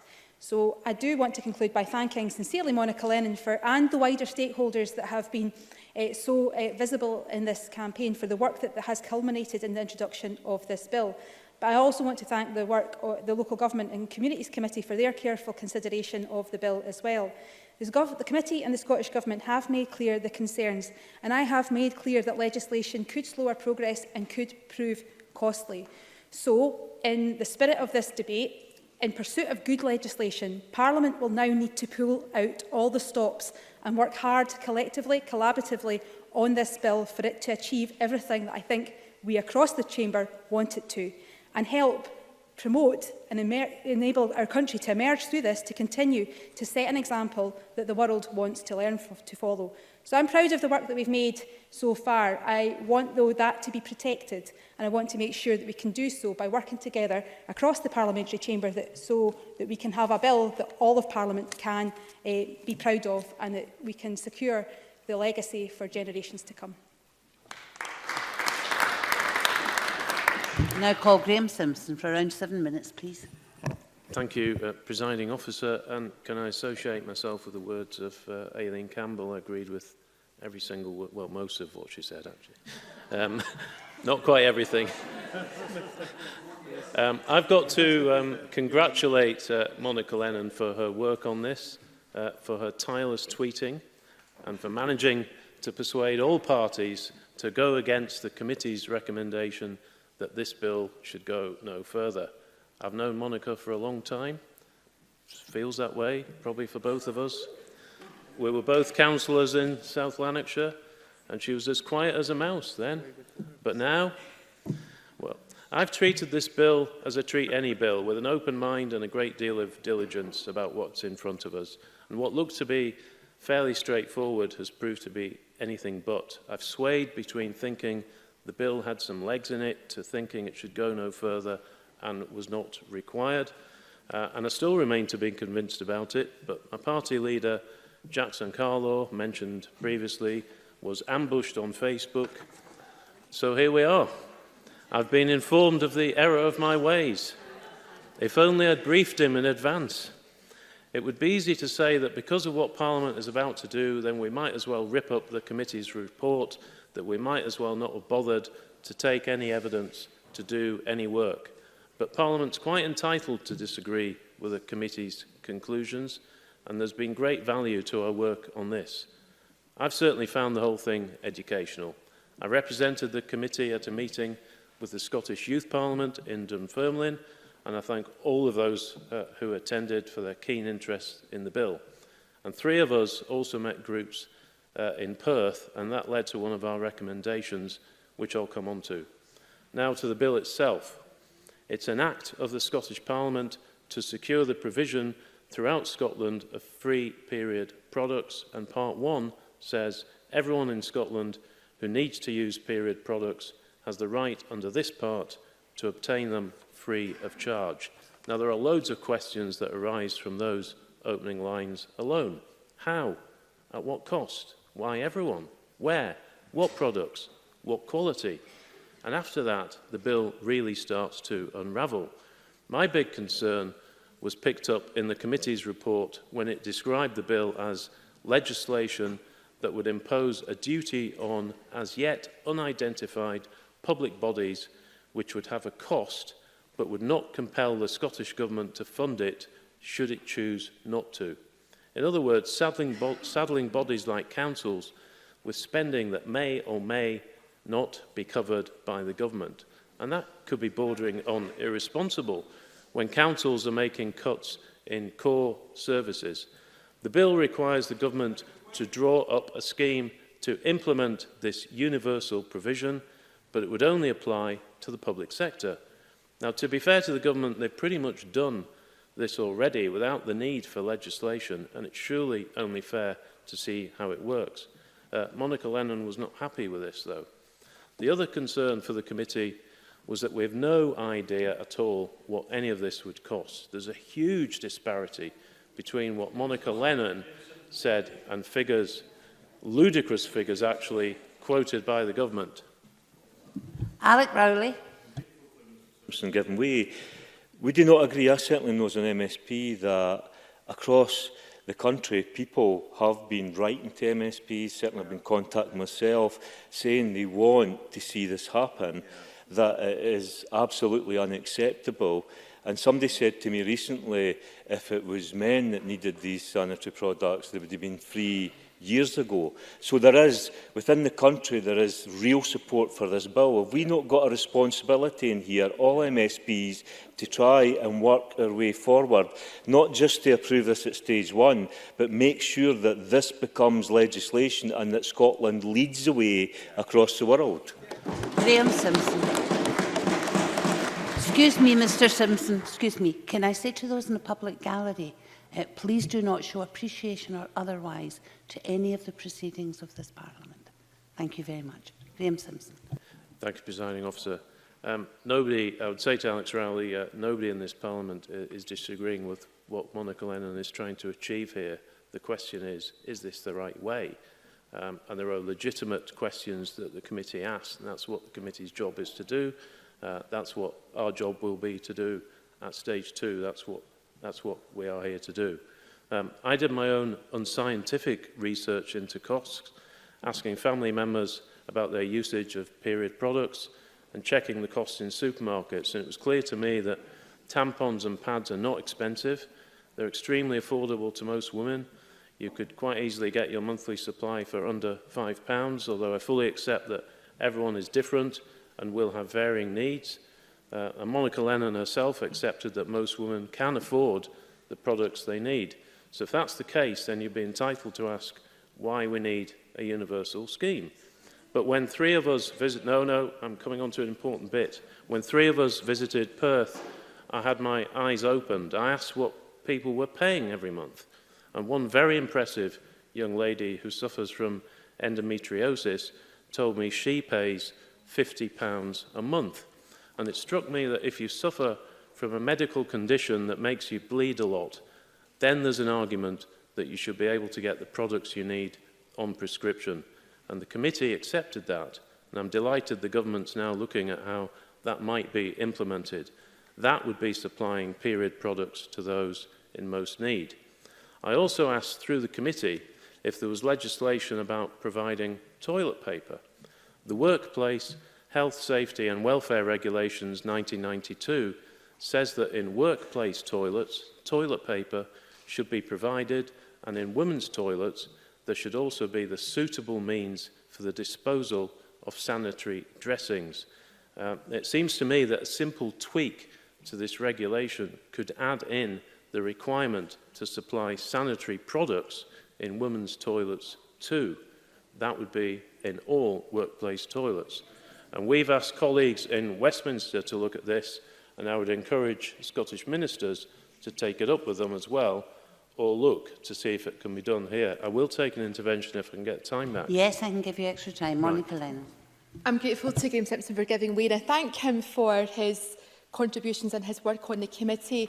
I just wondered if Graham Simpson agrees with me that we have to be careful that in asking questions and putting down criteria, that we're not asking women to prove that they bleed enough or bleed the right way in order to receive an entitlement to any product. So whilst I'm glad that there's recognition given to a range of medical conditions that can make periods more difficult, we need to make sure that we're not asking women or anyone these very personal questions about how much they bleed, how often they bleed and how long for, because women have told us that they are embarrassed by these questions, and that's why a universal approach is the most dignified way forward.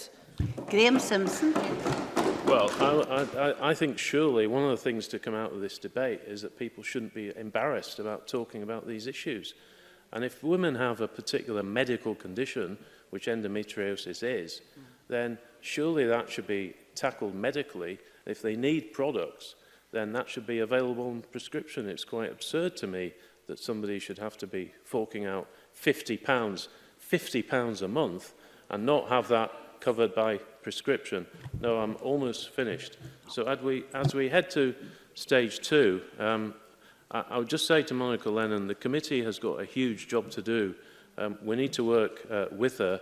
If we're going to make laws, then they need to be workable, they need to be necessary, and at this stage, this bill, I'm afraid, in my view, is neither. So it will be for the committee to knock it into shape, if that's possible. Now call Polly McNeill for 6 minutes, please. Presiding Officer, Scotland is on course to introduce the world's most comprehensive legislation on free period products. Thanks to Monica Lennon and her supporters, MSPs in this Parliament, the Equality Movement and all of those who stuck with us from the beginning.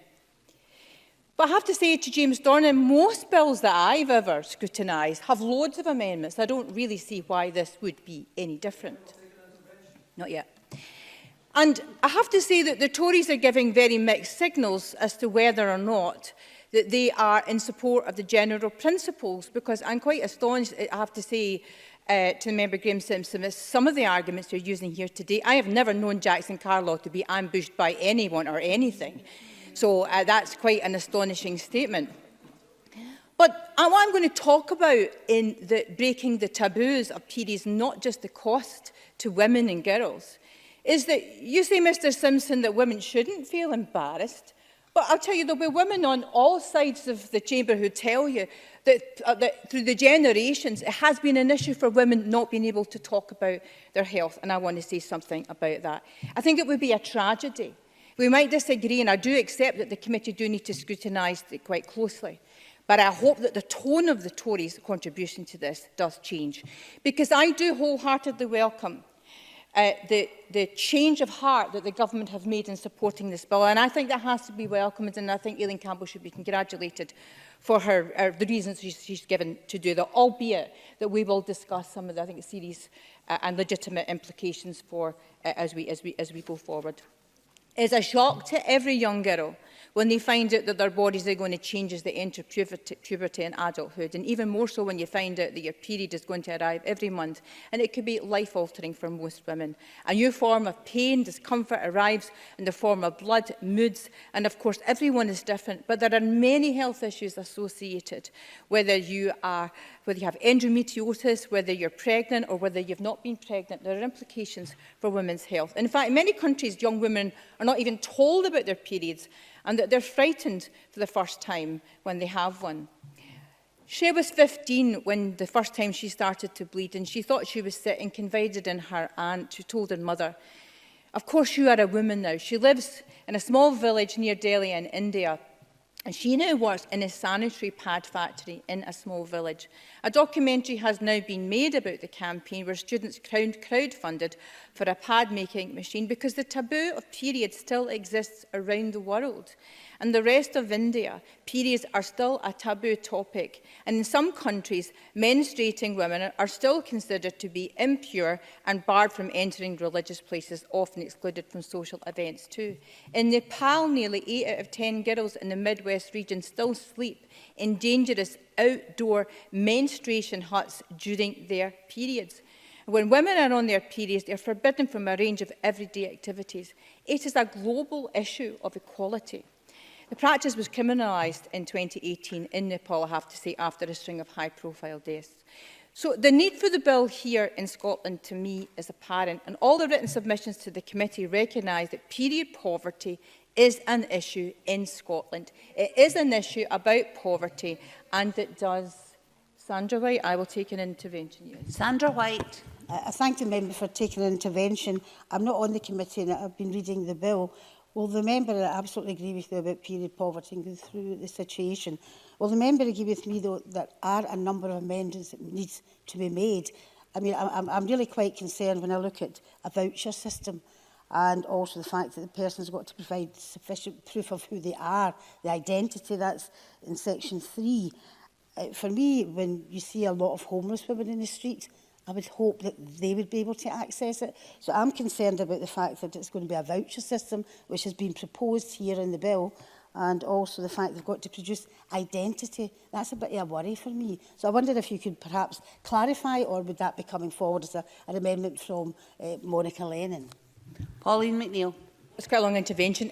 Firstly, I think there are issues about the registration scheme that, I agree with the member and I'm going to talk about. But I hope the member would agree that it's a stage one, and we're discussing the general principles of the bill. Of course, every member, and as you would expect in every bill, is entitled to bring forward amendments, and I would like to see a fuller discussion on that, absolutely. But for me, the case for universal provision is definitely worthy of consideration. With tight local government budgets, we must be convinced of any need for a universal benefit. But I personally was swayed, and particularly by the rejection of any kind of registration scheme by the witnesses that gave evidence to the committee. And they argued, I think convincingly, that any such scheme risks stigmatising those least able to afford period products. It was Unite the Union that pointed out that those who need free products are the ones who are almost guaranteed not to ask for them. So they are embarrassed and depressed about their situation, and they are the least likely to register, which I think answers Sandra White's point. So what does the bill do? Firstly, it places a duty on Scottish ministers to ensure that period products are available free of charge on a universal basis. And secondly, it requires education providers to make period products available free of charge in on-site and toilets. And finally, it enables Scottish ministers to place a duty on other specified public bodies to provide free period products. But if ever there was a time to recognise that women and girls have not been encouraged to openly discuss the fact that they menstruate, it's time for the remaining taboo to end. Let Scotland be the world leader in breaking those taboos, in talking about women's health, whether it's periods or the menopause or anything else. Let this Parliament at least agree today of the general principles of the bill, which are universal free provision of period products. And yes, let's get down to the scrutiny as they would in any bill at stage 2. Thank you. Paul Andy Whiteman, for around 3 minutes, please. Thanks, Presiding Officer. So first of all, I'd like to commend Monica Lennon for bringing forward this bill. She's been campaigning on this topic since her arrival in Parliament and has worked very hard to get to this stage. I also want to thank members of the Local Government Committee and the clerks for their scrutiny. Now, as a member of the Local Government Committees Committee that scrutinised the bill, I was struck by the widespread support for the principle of the bill from witnesses. I also want to commend the government that's been undertaking work these past few years.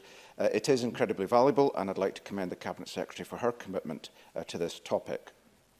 I was part of the minority of the committee that did not recommend to reject the general principles of the bill. The central argument of the majority that was that legislation is not required because the executive branch of government is delivering and because it's too early. Now, on the face of it, that is a reasonable argument. But this bill is fundamentally about the creation of a statutory right. And when I asked the Cabinet Secretary in committee whether she agreed that access to period products should be a right, she was unwilling to provide a straight answer, but did say that lack of access can inhibit the realisation of other rights, such as education and work. The position of the Scottish National Party, however, is clear. In a council meeting some year or two ago, they passed a resolution that said SNP Council therefore believes every woman should have access to sanitary products as of right. Now, reasonable people can disagree whether this should be a right, but it is not an argument against creating a right to say that the executive branch of government is delivering, as it does not have the authority or the power to create rights. Only parliaments and only laws can do that. And members of the Scottish Parliament are here to represent constituents, not the government. Large swathes of people are saying yes to a rights-based approach. And the only way that that can be delivered is via legislation that we pass on behalf of the constituents who elect us. So Greens do believe that access to period products should be a right enshrined in law. Now, do we believe that the bill as drafted is correct in every respect? No, we don't. We disagree with the government that it lacks flexibility. There are some aspects of it that lack flexibility, but they can be dealt with. But fundamentally, this gives a substantial amount of freedom to ministers to devise a scheme that's as flexible as they wish. Also, for example, I think it would be prudent to await full evaluation before implementation of any scheme. And the 12-month operation target in section 2(4), subsection 4, is probably too ambitious. But we do need a statutory scheme, one that underpins, I'm just closing, the existing work, provides a guarantee to the public that this is indeed a right, puts it beyond doubt that this is the will of the Parliament. So, Presiding Officer, this vote is about the general principles of this bill.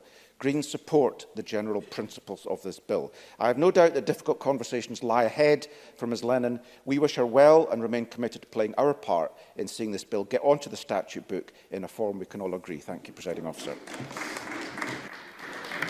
I call Alex Cole-Hamilton for around 6 minutes, please. Thank you very much, Deputy Presiding Officer. I do not sit on the lead committee for this legislation and was not involved in the evidence sessions around stage 1. And my involvement to this point has been very peripheral, but I have watched in awe as Monica Lennon has dragged this bill by its bootstraps through this Parliament. And I commend her for it. She has been an inspiration to watch. And I think it says a lot, Presiding Officer, that Monica Lennon's debate in 2016 was the first in 17 years of Scottish parliamentary history. That should tell us something of the stigma that surrounds this issue. Our laws are almost totally silent on this most natural aspect of everyday life for every woman we represent. Currently, the only explicit mandated provision for sanitary products in Scotland in law is for female prisoners, and the only other reference to periods in statute accounts for the provision of disposal units for sanitary waste in bathrooms. The provision of sanitary products themselves is entirely absent. Yes. Gillian Martin. The member is completely right that there's nothing in enshrined law than what he says there, but we do not recognise that Scotland is leading the world in the provision of period products for those who need them. Alex Cole-Hamilton. And nothing in the remarks I'm about to deliver is incompatible with that proposition. I recognise it and I salute the government for it. Presiding Officer, as Monica Lennon has said, this isn't a bill about hygiene. This is about human dignity. And I'm proud to have supported it from the outset and be a signatory to the bill. It asserts the point that access to sanitary products is a basic human right. It's a necessity, not a luxury. But it also carries a secondary policy aim that is most welcome, to end the silence and the stigma surrounding menstruation, removing gender barriers, creating a more equal society. It is estimated that a woman will, over the course of her lifetime in Scotland, spend approximately £5,000 on tampons, pads or other sanitary products. And on any given day in Scotland, 1.3 million women are in that age group that are likely to have menstruation. Presiding Officer, this is not a peripheral issue, and it speaks again to the universality of the bill, which I will come on to later. We know that poverty in Scotland is growing. There's an increase of 2% in 2017 alone, but so too is period poverty, and the manifestation of that reality is striking. Estimates suggest that nearly 13,000 children, girls, missed a day of school in Scotland last year because of not being able to either access or to afford menstrual products.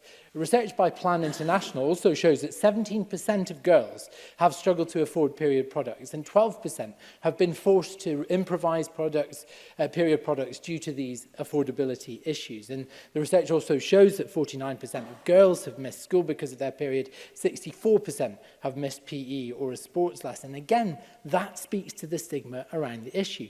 3/4 of people surveyed by the Scottish Council for Voluntary Organisation feel that it is necessary to hide sanitary products at work. And the hope is that this scheme, this act, will help us in Gender Put It to normalise periods and discussion around periods and work towards ending workplace-based period stigma.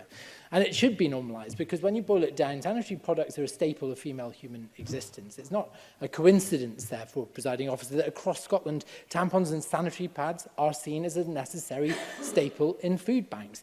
Just yesterday, I visited North Edinburgh Arts in the Muirhouse area of my constituency, one of the most deprived communities in Scotland, and it has a sharing shelf, not a food bank, but a sharing shelf, DVDs, foodstuffs, and a dedicated section for sanitary products. These organisations realise that sanitary products are about more than just hygiene. They're about dignity, social mobility, body confidence and mental health. I welcome the government's movement on this bill. They are now finally in step with the 96% of people who, in responses to the consultation around this bill, expressed support for the proposal as a whole. They recognise that period poverty disrupts everyday lives of women and children, in some instances preventing them from attending work or school, affecting their individual rights, rights, including their right to education. Those who lack frequent access to sanitary products through period poverty are also more likely to use a product for longer than the recommended usage time. And this puts them at higher risk of experiencing toxic shock syndrome. Although it's very rare, it can be potentially life-threatening. And between 2007 and 2016, some 67 women in Scotland were admitted to hospital with toxic shock. For me, presiding officer, that is the most harrowing reality of this issue. Notwithstanding these extreme examples, this bill will have a cost-benefit for the NHS by reducing hospital admissions, other medical appointments or prescriptions.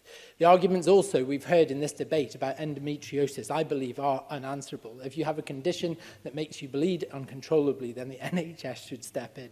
And given that periods are different depending on the individual... Oh, sorry. Yes, of course. Monica Lennon.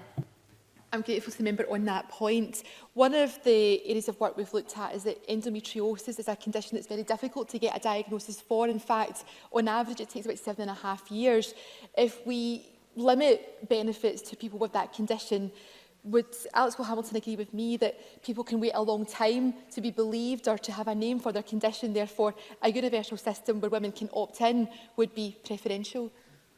Alex Cole-Hamilton. I absolutely would, and that brings me nicely onto the universality of this bill, because I believe if we don't make it universal, if we rely on people getting a diagnosis for endometriosis or fitting a set of social criteria, we will simply replace one stigma with another. And absolutely, I think that we need to recognise this as a basic human right, a basic access to dignity, and as such, the universality is an essential part of this piece of legislation for me. I will close, I can see my time is up, but I will just say this, not being able to keep yourself clean, to keep your clothes unsoiled, is to add a level of degradation to poverty that this Parliament has the power to remove. Period poverty can compound social isolation, economic inactivity and poor mental health. But this bill is about so much more than removing a highly embarrassing and stigmatising barrier to work or socialisations. It's about normalising discussions around menstruation in a public policy context. And this bill and the work of Monica Lennon that underpins it is about a fundamental human dignity, and we applaud her for it. We'll move on to the open debate. At this point, can I remind all members and their respective groups that if a member is taking part in a debate, they should be there for all of the opening speeches and all of the closing speeches. The open debate speeches are 6 minutes, please, and I do have a little bit of time in hand for interventions, etc. Angela Constance, followed by Alexander Stewart. Thank you, Presiding Officer. Given that access to free products is grounded in tackling poverty and gender inequality, I am very proud to support the general principles of the bill later on tonight. And I look forward to hearing more from both the Cabinet Secretary and Ms Lennon about how we can all work together to iron out the issues around deliverability. These days, it's very fashionable to label the consequences of poverty.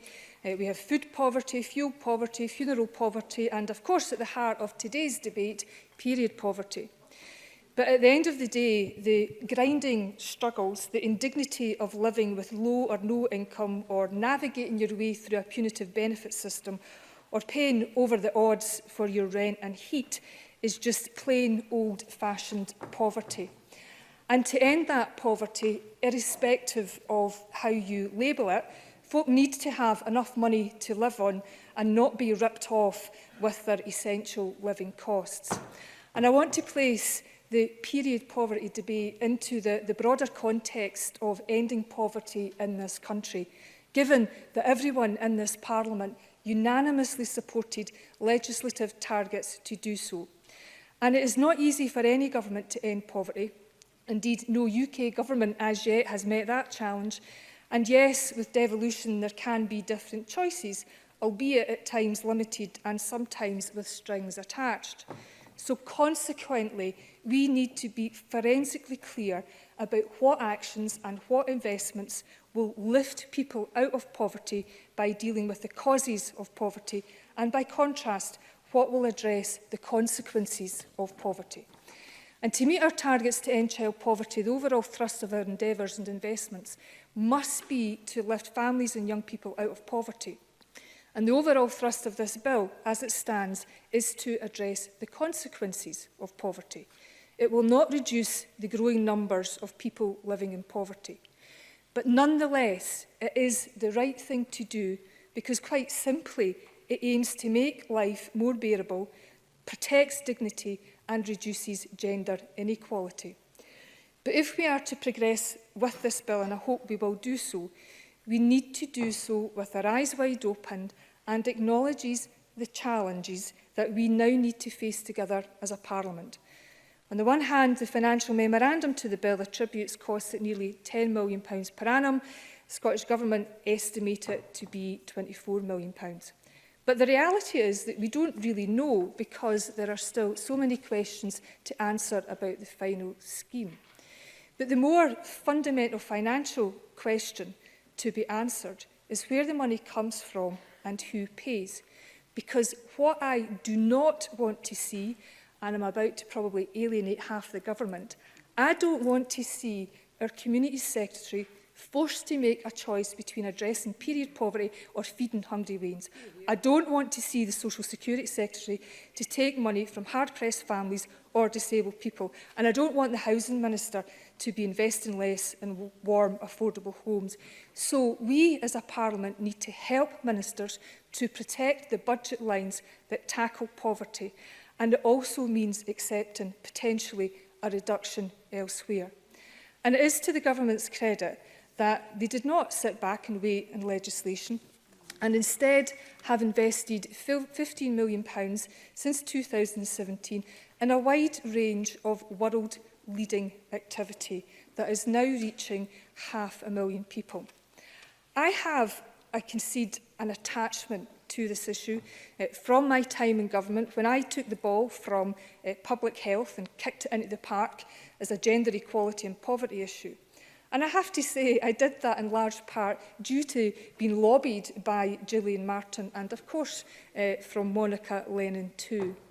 But I also know from my time in government that the issues around deliverability are genuine.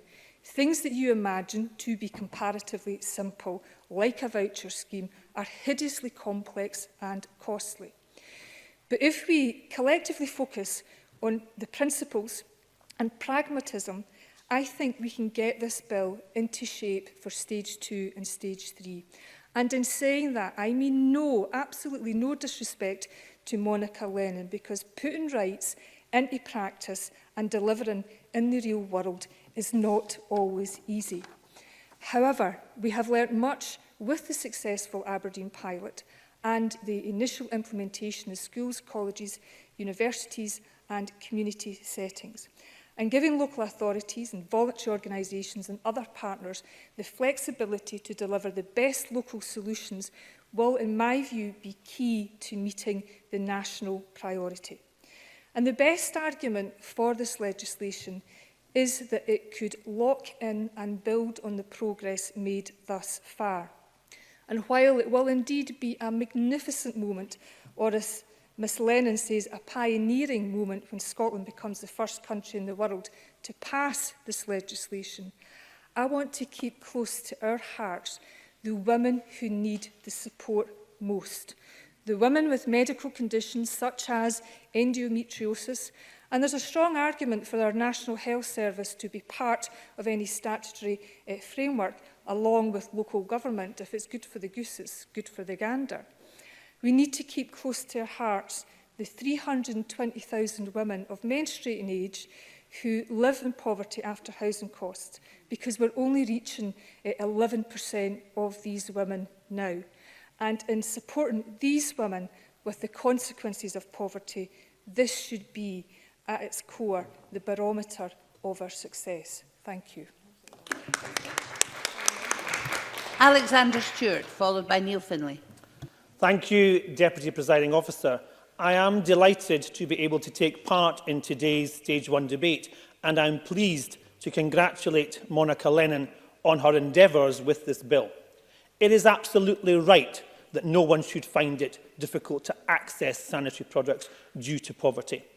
The real question here is whether the bill is the right way to address the inequalities and whether a universal scheme underpinned by legislation is the right approach. The Local Government Committee and Communities Committee, which I sat on and participated in over recent months, we took evidence from many individuals, and I commend and congratulate them for that evidence they gave us and the support that we've received during our deliberations.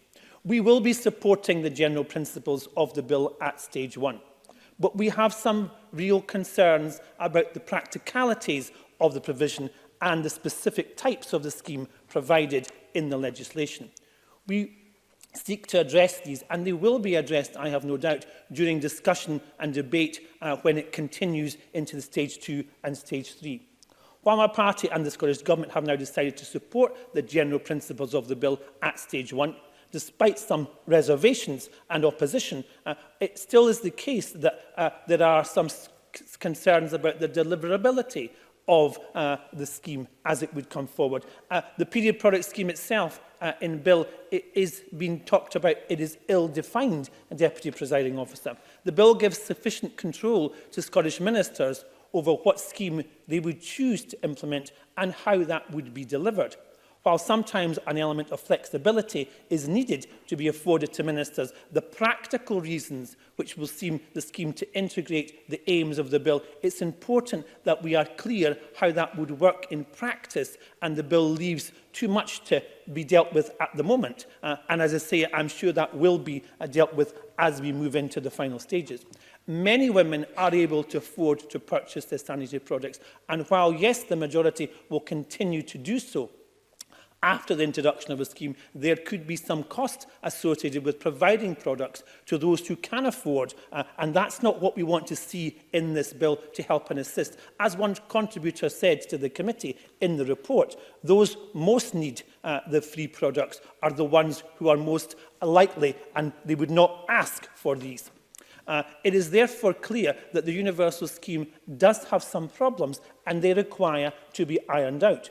We need to go beyond simply providing free products for everyone.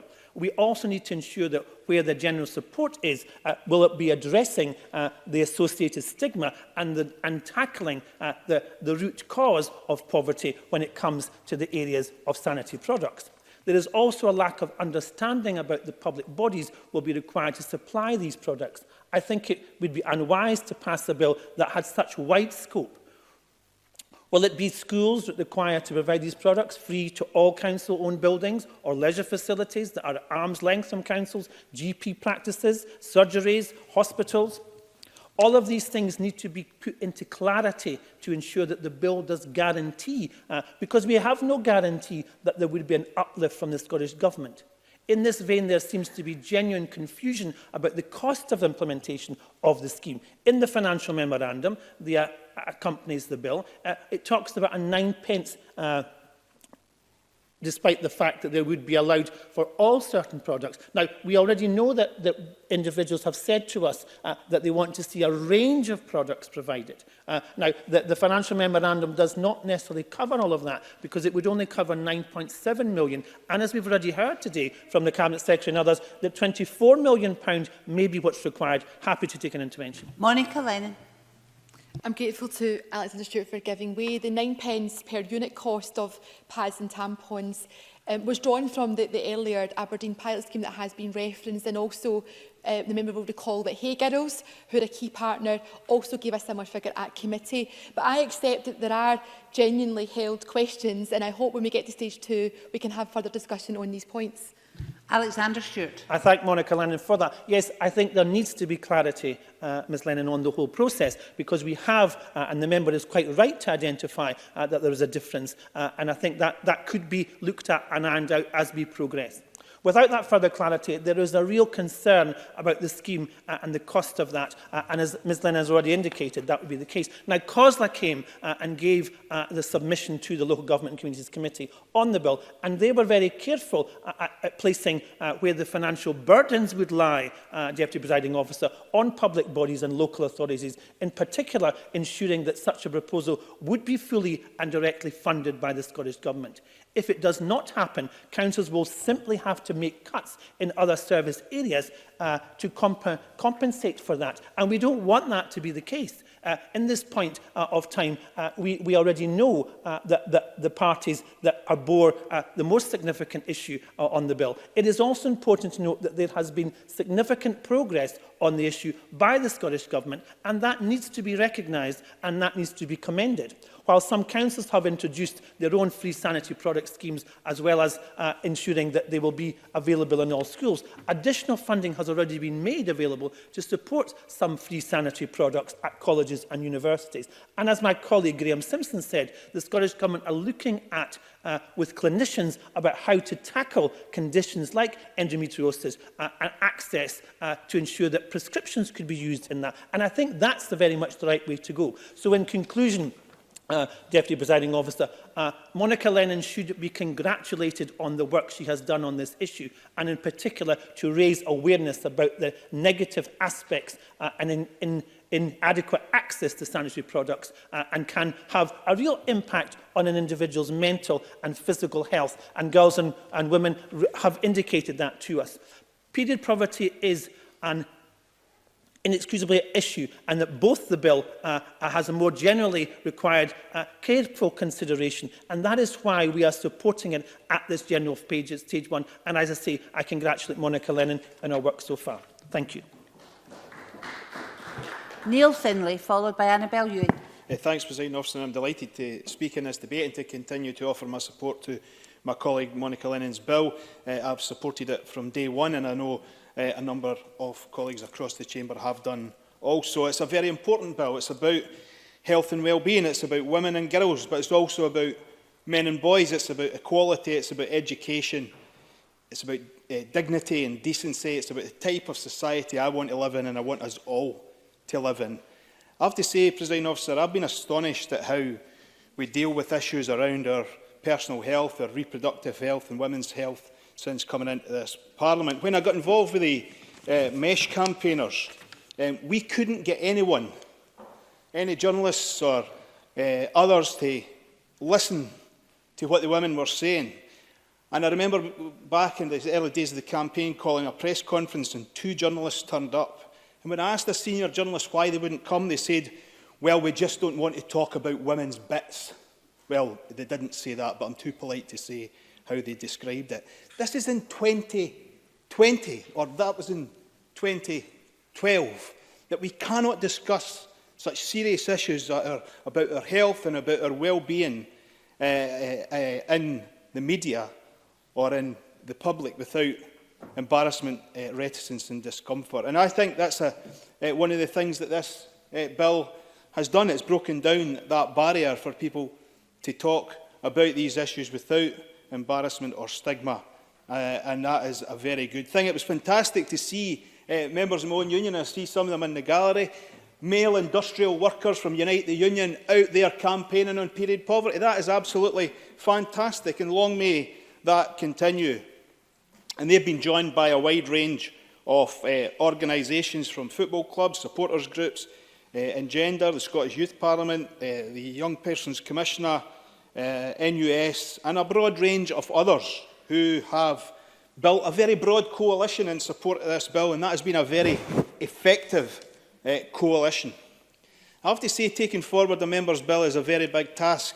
A number of us have taken one forward and tried, and it is hugely time-consuming. I recall the conversation that my then researcher Tommy Kane and I had with Monica Lennon way back, and encouraged her to take forward this as a member's bill. And I'm really pleased we had that conversation as we move forward today.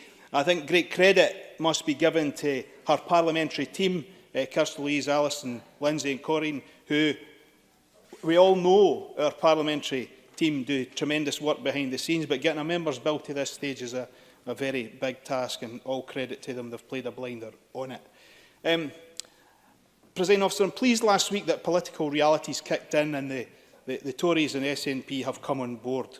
When I heard arguments about cross-border tampon raids, I knew the case against the bill had evaporated, and I'm pleased it has. The universal provision funded by progressive taxation is, in my view, the best way to provide... Oh, sorry, Minister, yes. Aileen Campbell. Yes, it was just to kind of try to put to bed that spin about the so-called tampon raids.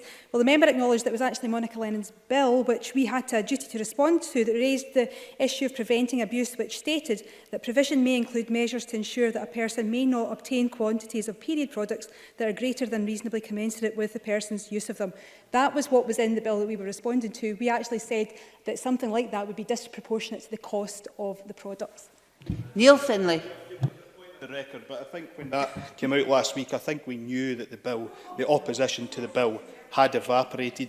I believe universal provision funded by progressive taxation is the best way to provide public services. No one who saw Daniel Blake could fail to be moved by Katie's plight when she was forced to steal sanitary towels from her local shop because of her poverty. And if we claim to be a civilised society, then we should not have people having to resort to such levels of indignity. Maybe when we pass this bill, we can then move on to eradicating food poverty, fuel poverty, and ultimately homelessness as well. That would be when we really become a civilised society.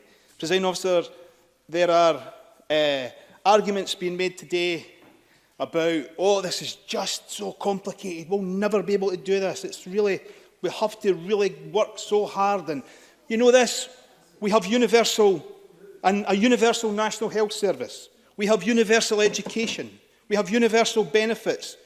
We have universal baby boxes provided. We have universal prescriptions provided. We can put men on the moon and women on the moon. And yet, somehow people are suggesting this is just all too difficult. Well, I think it is not all too difficult. I think we can quite easily. There are many people. Oh, no, thank you, Mr. Dornan. Let's not bring you back into this equation. I think it is nonsense to suggest that this is all too difficult. So let us. I will happily work with anyone in here. I always make that offer. We can take this forward. We can introduce a scheme that is progressive, that deals with the indignity of period poverty, and that makes this Parliament shine. Call Annabel Ewing to be followed by Annie Wells. Thank you, Presiding Officer, and I'm pleased to have been called to speak in this Stage 1 debate this afternoon. And as a member of the Local Government and Communities Committee, excellently chaired, I may say, by James Dornan as convener, I have obviously had an opportunity to reflect in some detail on the subject matter that we are discussing today, and that is, of course, the important issue of period dignity and access to period products. And, Presiding Officer, I think it would be important at the outset to place the debate on this bill in its proper context, and that context is, of course, the world-leading action that we have heard about from our SNP Scottish Government, the action that the Government has already taken to address the important issue of period dignity and access to period products. Indeed, we have seen the rollout of free period products in our hospitals, in schools, in colleges, in universities, in community settings, including libraries, in local sports clubs, and of course that is the position, notwithstanding the inaccurate media reports to the contrary, and of course there is no means testing with regard to such access. This rollout has seen some considerable sums of money expended in support, with, as the Cabinet Secretary has said, some £15 million having already been spent since 2017. This non-legislative route to date has facilitated, I think we can all recognise, a speed of delivery and also, importantly, a flexibility to be able to respond to the delivery on the ground and how things are working, what could be done better. That has allowed that to take place apace. And it has ensured this approach. Thus far, Presiding Officer, that we have seen over 500,000 women across the country have access to free period products. I think that is a tremendous achievement of the Scottish Government and very well done to them. I think this Government should also be commended for working hard to address the very important issue at the same time of stigma, and I think that has been mentioned by quite a few members, stigma surrounding periods, and I welcome the current Top Periods campaign in this regard, which I think is doing a power of work to break down that stigma. So, Presiding Officer, that is where matters currently stand. Scotland, indeed, thanks to the efforts, I think, of our Cabinet Secretary and this SNP Scottish Government, is a world leader in promoting period dignity and access to period products. So how does the bill fit into this comprehensive network of action that has already been taken? Well, I think that is where the majority of the committee members had certain concerns. First, there is a concern that this so-called framework bill is in fact a bill, but actually without the framework bit. Second, a number of the key premises underlying the bill, for example, the delivery mechanism of the voucher scheme that the member is currently proposing, do not appear to have much by way of support, and indeed Sandra White raised certain obvious concerns about proceeding down that route. And third, of particular importance, there is also a total lack of clarity about the costs involved, with the member having suggested, as we have heard, annual costs of around £9.7 million, whereas the Scottish Government has suggested that the costs are actually likely to be in the region of about £24.1 million, both per annum costs. Hence, Presiding Officer, notwithstanding the fact that every single member of the committee supported the intentions of the bill, nonetheless, the majority of the committee members felt that more work was needed to clarify these final costs before legislation should be contemplated. And in that regard, I would also add, I see I've got a wee bit of time, Presiding Officer, that curiously, and indeed I would say rather worryingly, on the key issue of costs, in these times of great Tory austerity, the member suggested at committee that the money to pay for this could simply be shaved off something else. And I did ask the member at committee what was the something else that was to suffer. And I didn't get any answer to that. And of course, in terms of the member's current approach, it does not appear to reflect her admission at committee that actually, and this was something that she said verbatim, most women and girls can afford period products. But that approach does not appear to be the one that she has currently pursued. But, Presiding Officer, since the publication of the committee's report on 5th February 2020, there have been many comments made. And what I have done, Presiding Officer, is to listen to the voices of young women who have expressed strongly the feeling that in the end of the day, it is the signal being sent that is of paramount importance. And for them, the signal that they believe can only be delivered by way of legislation. And I, for one, Presiding Officer, as you may recall, well understand the importance of legislation as a signal. So on that basis, Presiding Officer, I will be supporting the general principles of the bill at stage 1. But in doing so, I think it would serve no one not to reflect on the significant concerns that have been raised about the bill in its current form. These concerns must be allayed in the work to come. I am up for that work, Presiding Officer. I hope that the member and indeed other members of this Parliament are too. Thank you, Presiding Officer. Thank you very much. And can I remind members there is some time in hand if they want to extend their speech a little. I now call Annie Wells, followed by Gillian Martin. Miss Wells, please. Oh, there you are. Miss Wells. I know I'm wee, but come on. Thank you, Deputy Presiding Officer. And I am pleased to have the opportunity to talk about how we ensure that everyone has access to sanitary products. And first of all, like other speakers today, I have to put on record my thanks to Monica Lennon for bringing this bill forward, and she deserves credit for all her fantastic work in getting the bill to this point. The evidence is there that we need to do more to make sure that no one is denied access to sanitary products through poverty. Across the UK, we know that 1 in 10 girls cannot afford to buy menstrual products. Plan International UK's survey on period poverty found that 1 in 7 girls have struggled to afford sanitary wear, and 1 in 5 girls have changed to a less suitable sanitary product due to cost. Girl Guiding Scotland's Girls in Scotland 2018 survey also stated that 13% of girls aged 13 to 25 knew another girl their age who had experienced period poverty. So we know there's work to be done, and myself and a number of Scottish Conservatives have supported the aims of this bill from its early stages. It has support among our councillors from Glasgow, Edinburgh and across Scotland. They have signed a letter calling on all MSPs to back the bill. They have noted that the bill will be an important step towards normalising menstruation and helping to end the stigma around periods. In particular, I'd like to pay tribute to Lauren Benny, one of our activists in the Glasgow Conservatives, who has consistently pushed this issue within our party and fought to make sure we supported the bill. Lauren has organised support and worked hard to help bring the Scottish Conservatives to this point. And I'm delighted that we have people like Lauren in our party who are so willing and enthusiastic about standing up for what they think is right. However, we obviously do have concerns about the practicalities and type of scheme proposed in the legislation. The committee did not support the general principles of the bill for several compelling reasons. And the committee's report stated that while they were unanimous in their support for the intentions underpinning the bill, they were not persuaded that legislation was required, and their concerns also focused on the lack of clarity about the true costs of a universal scheme and what that scheme would look like. As far as the voucher scheme aspect of the bill is concerned, the committee noted that a voucher scheme could create both a stigma and an additional barrier to access, and it did not support this as a method of accessing products.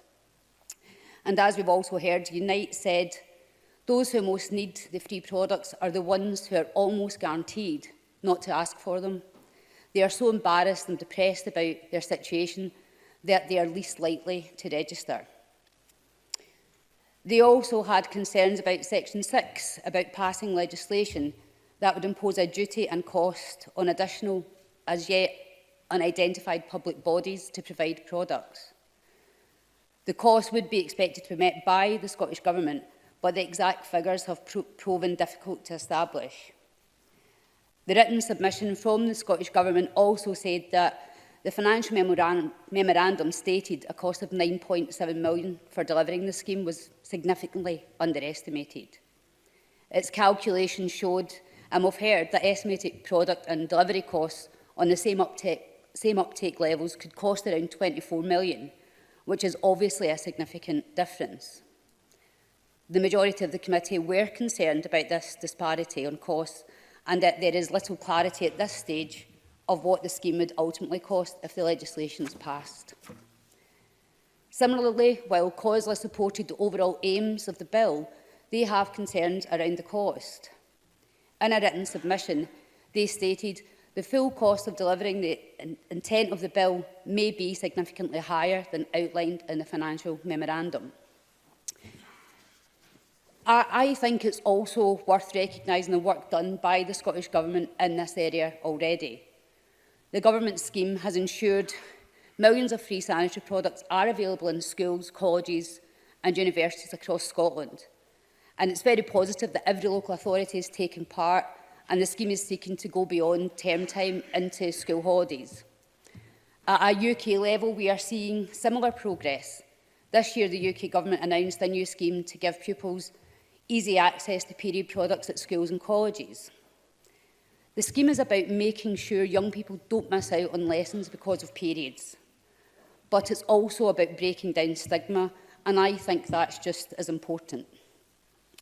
So I'm pleased that there is consensus across the Parliament at this stage of the bill, and I look forward to trying to improve the bill going forward, so we can send a message that no one should go through period poverty in Scotland. Thank you. Thank you very much. And I call Gillian Martin to be followed by Iain Smith. Ms Smith is the last speaker in the open debate. Ms Martin, please. Thank you, Presiding Officer. What a long way we've come.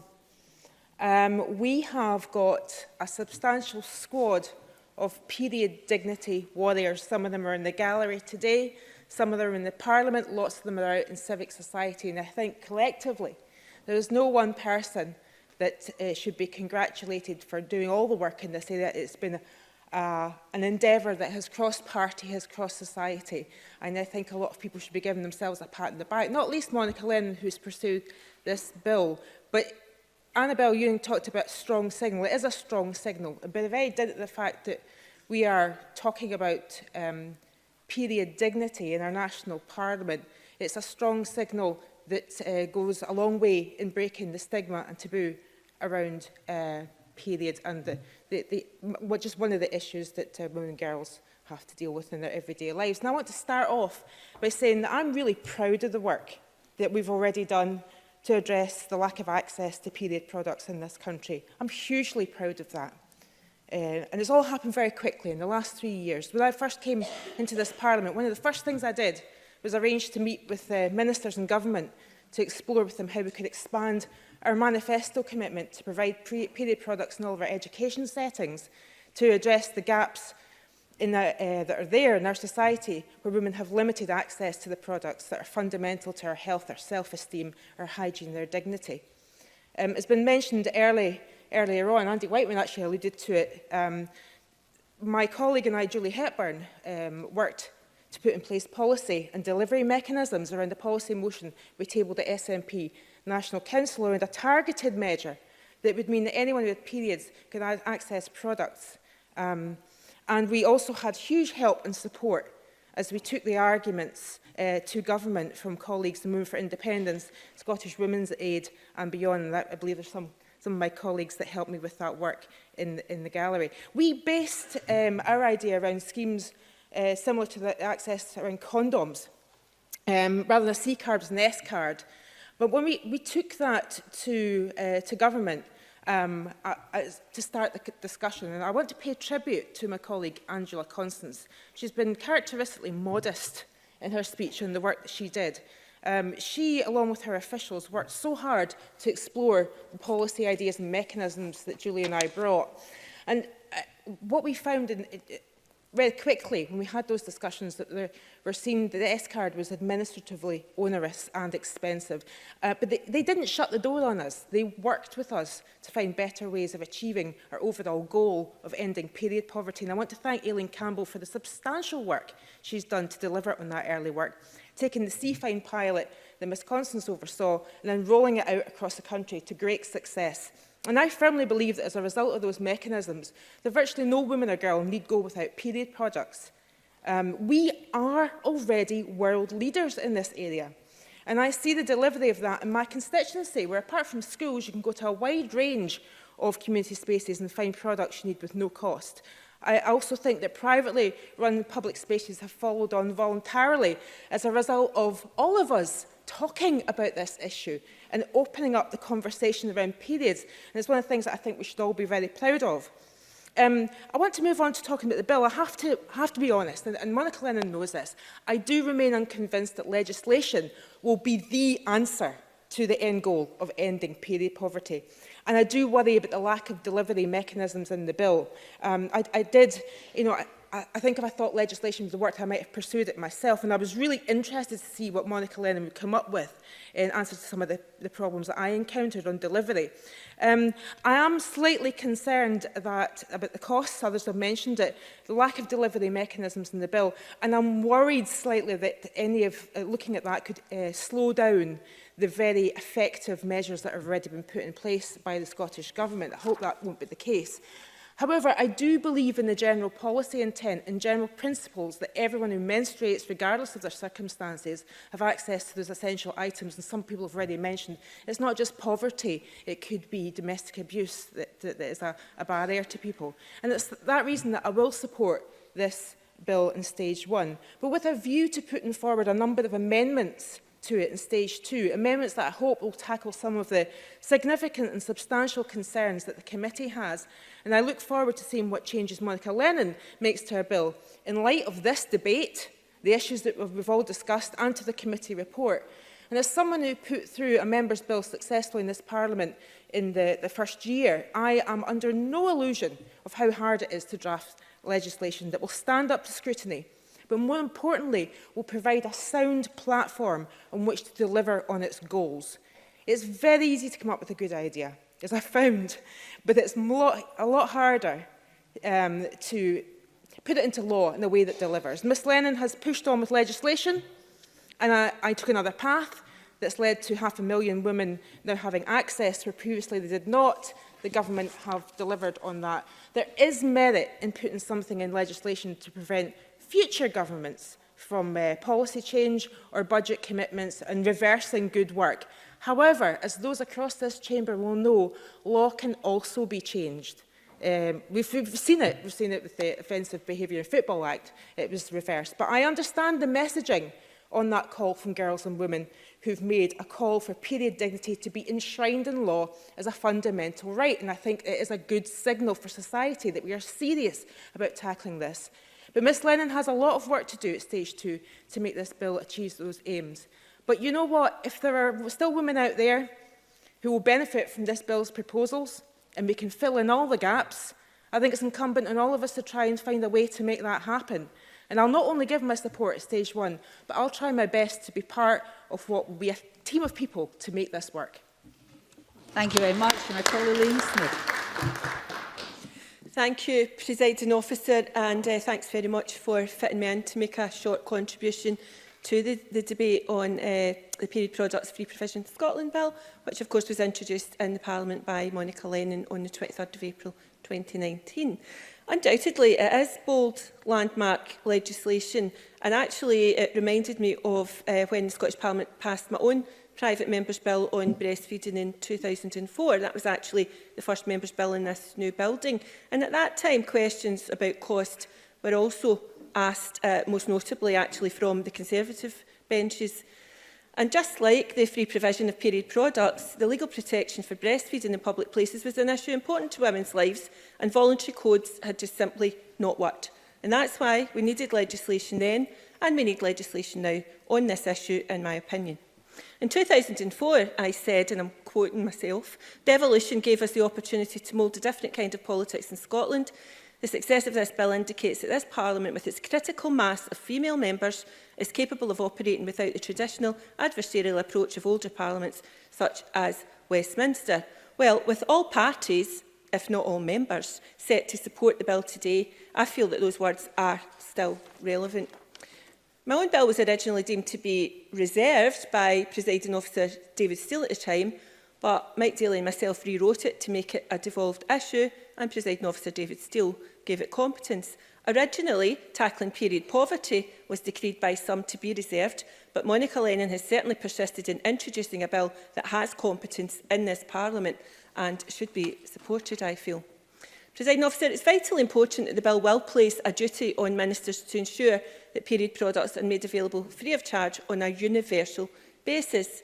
The problems with access to period products has a detrimental effect on the health and well-being of women. And it's not just endometriosis. There's issues like women with thyroid problems, women at the menopause, and how about just women, because that's the way they are. Some women have their periods very lightly for 3 days because that's how they are, and other women have heavy periods for a whole week because that's how they are. So how are we going to police that with prescriptions for period products?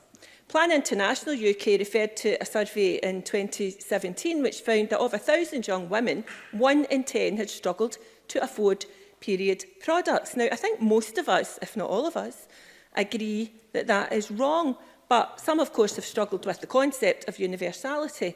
I think universality is important because there are too many ways in which women can be missed by targeted provision. They might not be poor enough, or they don't have access to their own money, or they might work in a male-dominated environment where no one thinks about access to period products. Whatever the reason, we need universal free provision. Presiding Officer, when I visited Malawi on behalf of the Scottish Parliament, I bought period products and pants to take with me, as well as the usual pens, pencils, notebooks, etc. I had been advised that this was a reason for girls missing school. It was shocking then to find out that actually it was also a reason in modern Scotland for girls missing school, and of course I commend the fact that there are now free period products in our schools.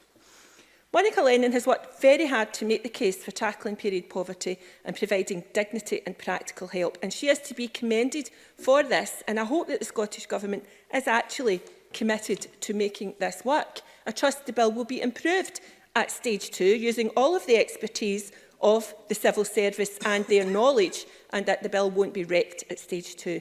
Presiding Officer, can I thank Monica Lennon for all her hard work, her passion and commitment to this legislation and getting it to stage 1, and I certainly hope that at the end of this process it gets on to the statute book. Thank you. Thank you very much. And I call on Alison Johnson to close the Green Party. Ms Johnson. Thank you, Presiding Officer. I'd like to congratulate Monica Lennon and her team for getting her important bill to this stage. Its principles are admirable and they have my support and that of the Scottish Green Party. The right to sanitation has been recognised as a human right by the United Nations since 2010. And that right obliges governments to ensure that its citizens can enjoy clean, available, acceptable, accessible sanitation. And if you've not got access to period products, you can't have dignified and sanitary menstruation. So access to period products is absolutely key to this right. And as others have said, Alex Cole-Hamilton's mentioned them, so has Elaine Smith, that Plan International UK have said that 10% of girls in the UK, in this wealthy country, have been unable to afford period products.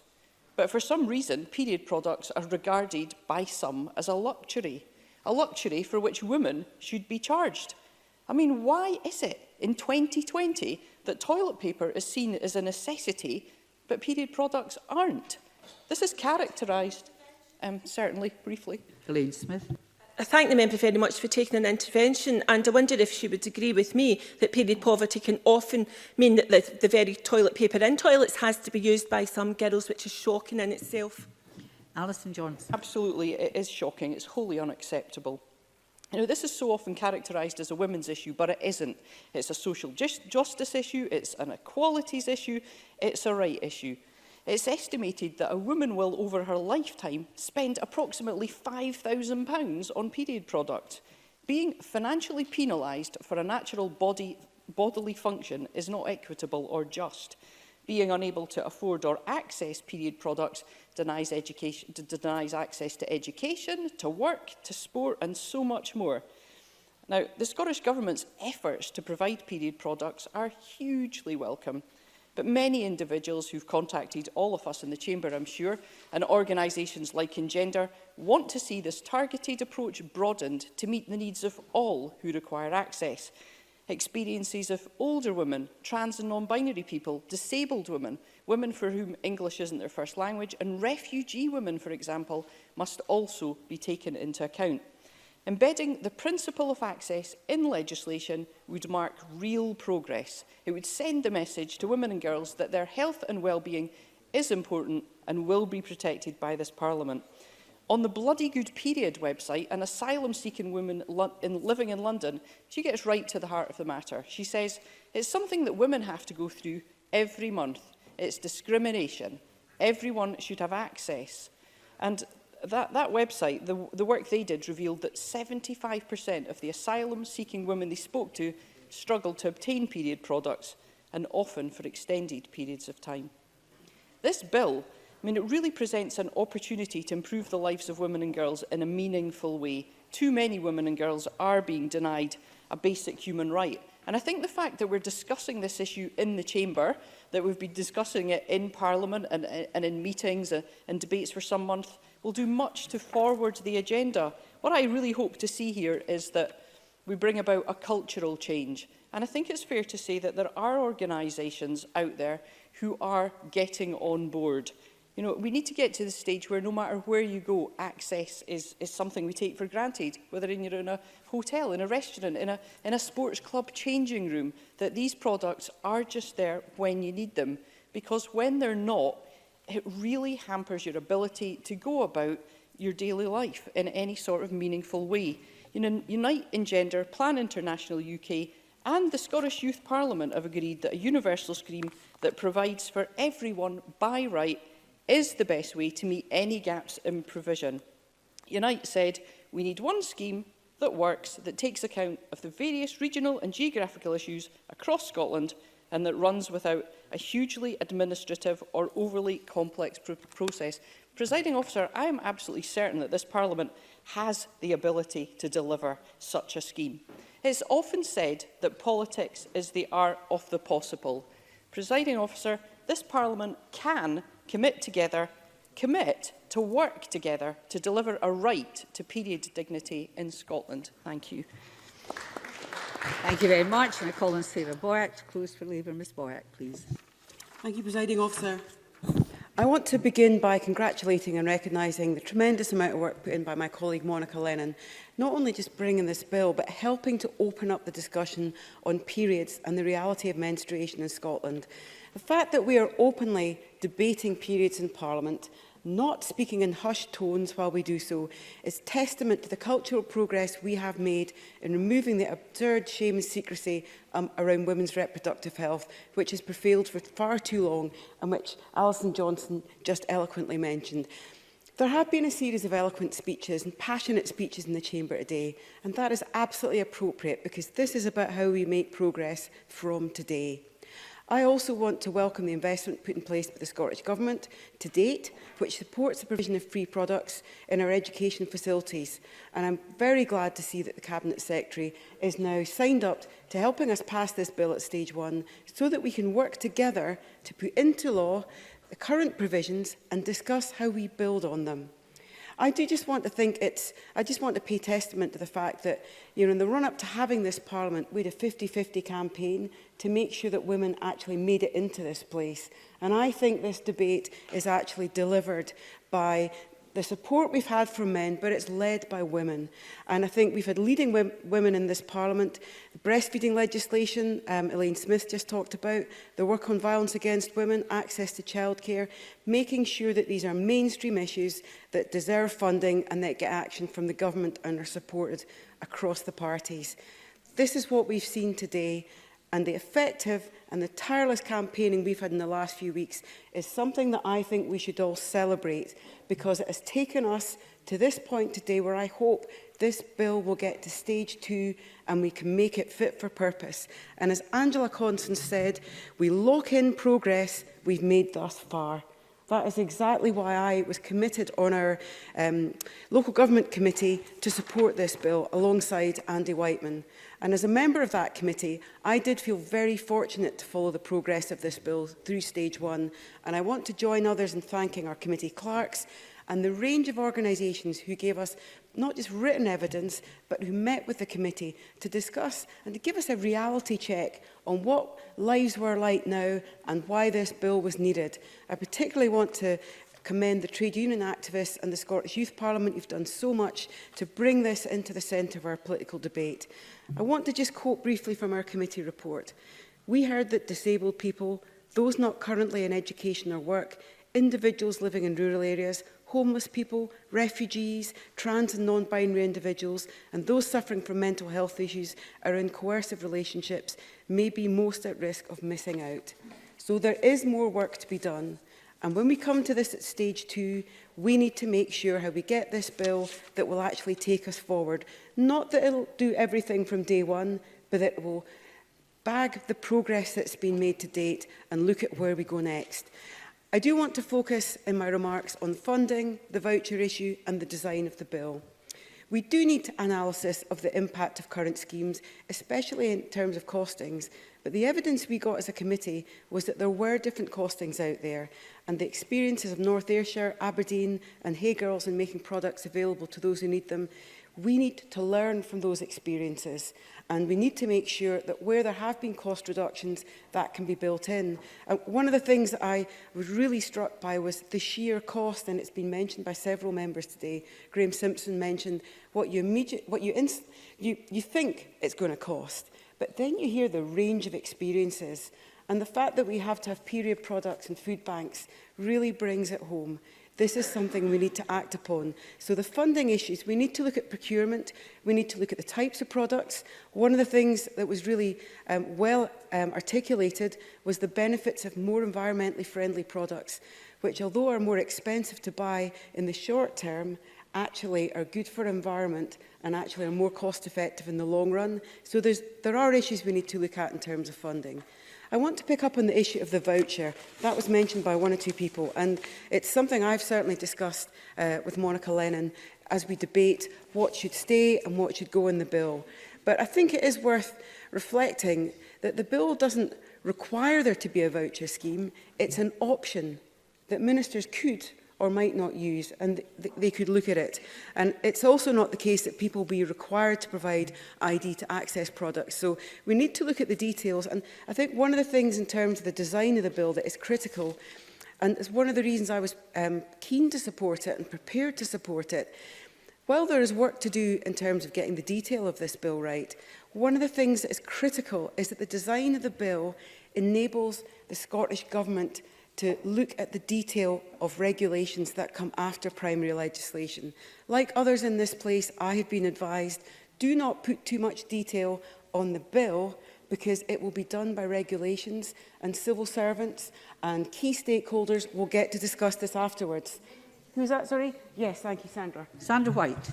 Thank you very much for letting me take an intervention and take the intervention. And I've also tried to put bills through, and it is very, very difficult. I will take that on board.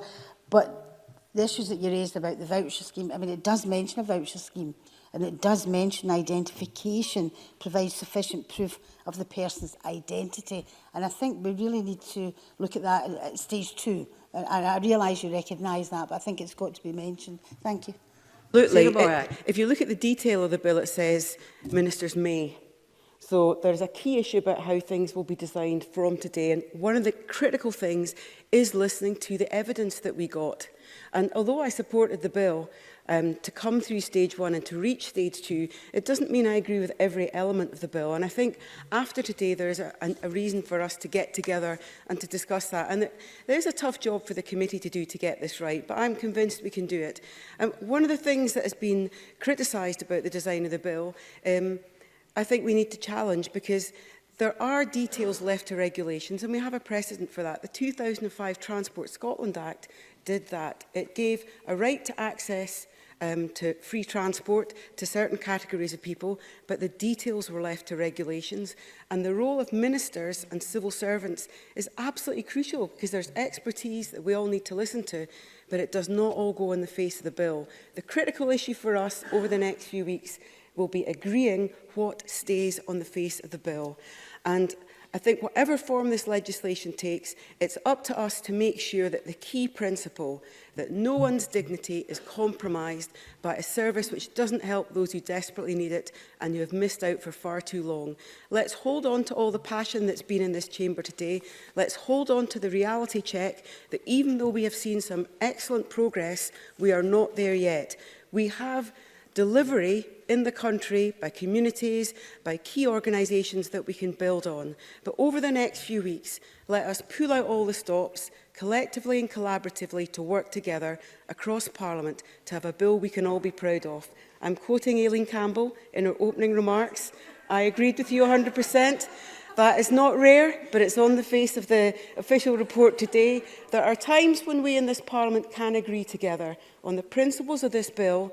Let us pass it. Let us work constructively. Let's look at the evidence and make sure that when we come back at stage 3 as a chamber, that we can all pass this bill, because we've amended it, we've strengthened it, and we've put the principles into the Act. That's the job that we need to do over the next few weeks. Thank you, Presiding Officer. Thank you very much, Ms Black.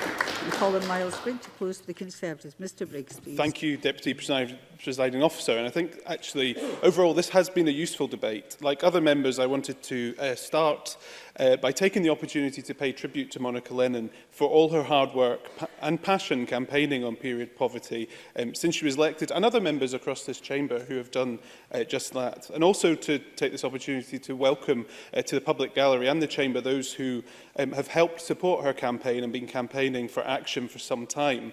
It's also important, I think, to recognise the work of the committee and all the committee members in the chamber today for what they have been doing to try to take forward a constructive work on this bill. Now, I know from my time trying to move forward the Frank's Law campaign to work to end age discrimination in free personal care, that often building alliances across this chamber is not easy, and for MSPs to actually get the attention of government to listen and come inside is often a major challenge. So I want to take this opportunity to really pay tribute to Monica for what she's achieved today. And I think today actually has highlighted a couple of issues with regards to MSPs, non-government MSPs, bringing forward bills to the Chamber, bills to Parliament. Our non-governmental bills team do a fantastic job, but they are limited in the support they can provide MSPs. And MSPs have to work to do all the consultation. I know I did that. And using the limited resource we have to pull together consultation responses is something, and I think actually the debate today maybe has highlighted that as well. Now, Sarah Boyack gave an excellent speech, and I think what is important from today is let's not forget that we are at stage one. This is what our system is here to take forward, to develop legislation, to get it right. And I hope that presents an opportunity going forward. And I'm pleased to have seen and heard the constructive cross-party approach emerge from this debate. And that's something I hope we can take forward at stage 2 and 3 as it progresses. Now, I wanted to use the time I have today to pay tribute to a number of organisations who are leading the work on this here in my own Lothian region. Gillian Martin outlined the progress which has rightly been made, and I think actually to put on record the work of some of our supermarkets and private companies who have made this happen on the ground is also important. The Oxgangs Community Centre in the southwest of the capital has already taken a positive step of having free period products available for centre users, and this is something they've had for some years now. I'd like to pay tribute to the forward thinking of the centre's management, who have shown that the work they've put in to actually fund and deliver access to period products. James Dornan quite rightly highlighted the committee evidence. I know from a number of conversations that I've had with young girls across this issue that period products and conversations with parents or guardians, the need to actually sometimes ask them for money or access to period products can often be hugely embarrassing and difficult. So I think that's an important issue as well when we take forward work on this, is how do people access these products when they're still maybe embarrassed, even though they are free and available. Monica Lennon outlined today that the bill will make sure that voluntary schemes and the provision which have already seen developed in recent years can lead to a wider provision in communities across Scotland. That is at heart going forward to stage 2 and 3 where we need to see that improved. But I also think today has highlighted a number of health aspects of the bill, and members have raised those across the chamber, and I think it's important to look at some of the very specific health aspects which the bill's been highlighted. Alex Cole-Hamilton mentioned toxic shock, Graham Simpson endometriosis, and Aileen Smith quite rightly outlined her work she's done around breastfeeding. And women's health is something the Parliament needs to have more of an opportunity to debate. I've spent a number of years discussing around heart health for women. One of the issues still remains in Scotland, that a higher number of women are dying from sudden cardiac arrest. Now, that's something we need to look to improve outcomes, and I'm sorry to see that we see sometimes an increasing death rate in this area. The menopause, again, has become something which many members and people outside of this chamber, journalists certainly, Mandy Rhodes is one of those who I think has really led this as a journalist in terms of discussions to access to services and treatments. Just this week I met with a constituent with regards to accessing collagen replacement injections. This was something she was saying how difficult and the waiting times around that are. As she goes through the menopause, and the huge difference that can make. So I hope today's debate can actually help in the future, give us an opportunity for Parliament to debate more women's health issues as well. Graham Simpson outlined a number of issues in his speech with regards to the bill and the further significant work which will be needed. And I welcome Aileen Campbell's constructive comments on this today. We need to acknowledge and recognise the concerns highlighted in the committee's report when it described the bill as legislation that would impose a duty on as the unidentified public bodies. And I think that's important. Thinking about this NHS, I think a wider consultation with the NHS in how this can be taken forward and potential work which they're already undertaking, I know in some health boards, is also really important. So going forward, therefore, it's important that at stage 2 and 3, that this presents a constructive opportunity now for clarity and to take forward the regulations, guidelines and frameworks which will be needed to develop further opportunities for public bodies beyond schools, councils, public toilets, council facilities to actually allocate the new responsibility and therefore the resulting spending commitments that Parliament will be placing on them. The committee report obviously points to the important issue of sustainable finance, and I think that's probably what all of us have highlighted throughout this debate, and I hope as the bill progresses that issue certainly needs to be addressed, and the financial memorandum for stage 2 and 3 and the final emphasis on who will pick up the bill for this is going to be vitally important. Now, I was pleased, Deputy Presiding Officer, to support Monica Lennon when she first came to Parliament to bring forward her outline proposal and the general principles of a period poverty bill. I think that was important, like any MSP, to get the opportunity for us to hear these arguments and then add value to them. And I'm more than happy to support this at stage 1. With 1 in 5 women facing period poverty at some point during their lives, no one in Scotland in this day and age should have to face period poverty. This bill, I believe, once we finally all work together to make it workable, has the potential to end period poverty, to deliver period dignity, and I hope that the Parliament can indeed work together to deliver just that. Thank you. Thank you very much, Mr Briggs. And I call on Irene Campbell to close the Government. Cabinet Secretary, please. Thank you, Presiding Officer, and thanks also to all of the members who have contributed during this debate, largely suspending party politics and instead seeking to build on the cross-party consensus in ensuring that everyone who needs to access period products can do so.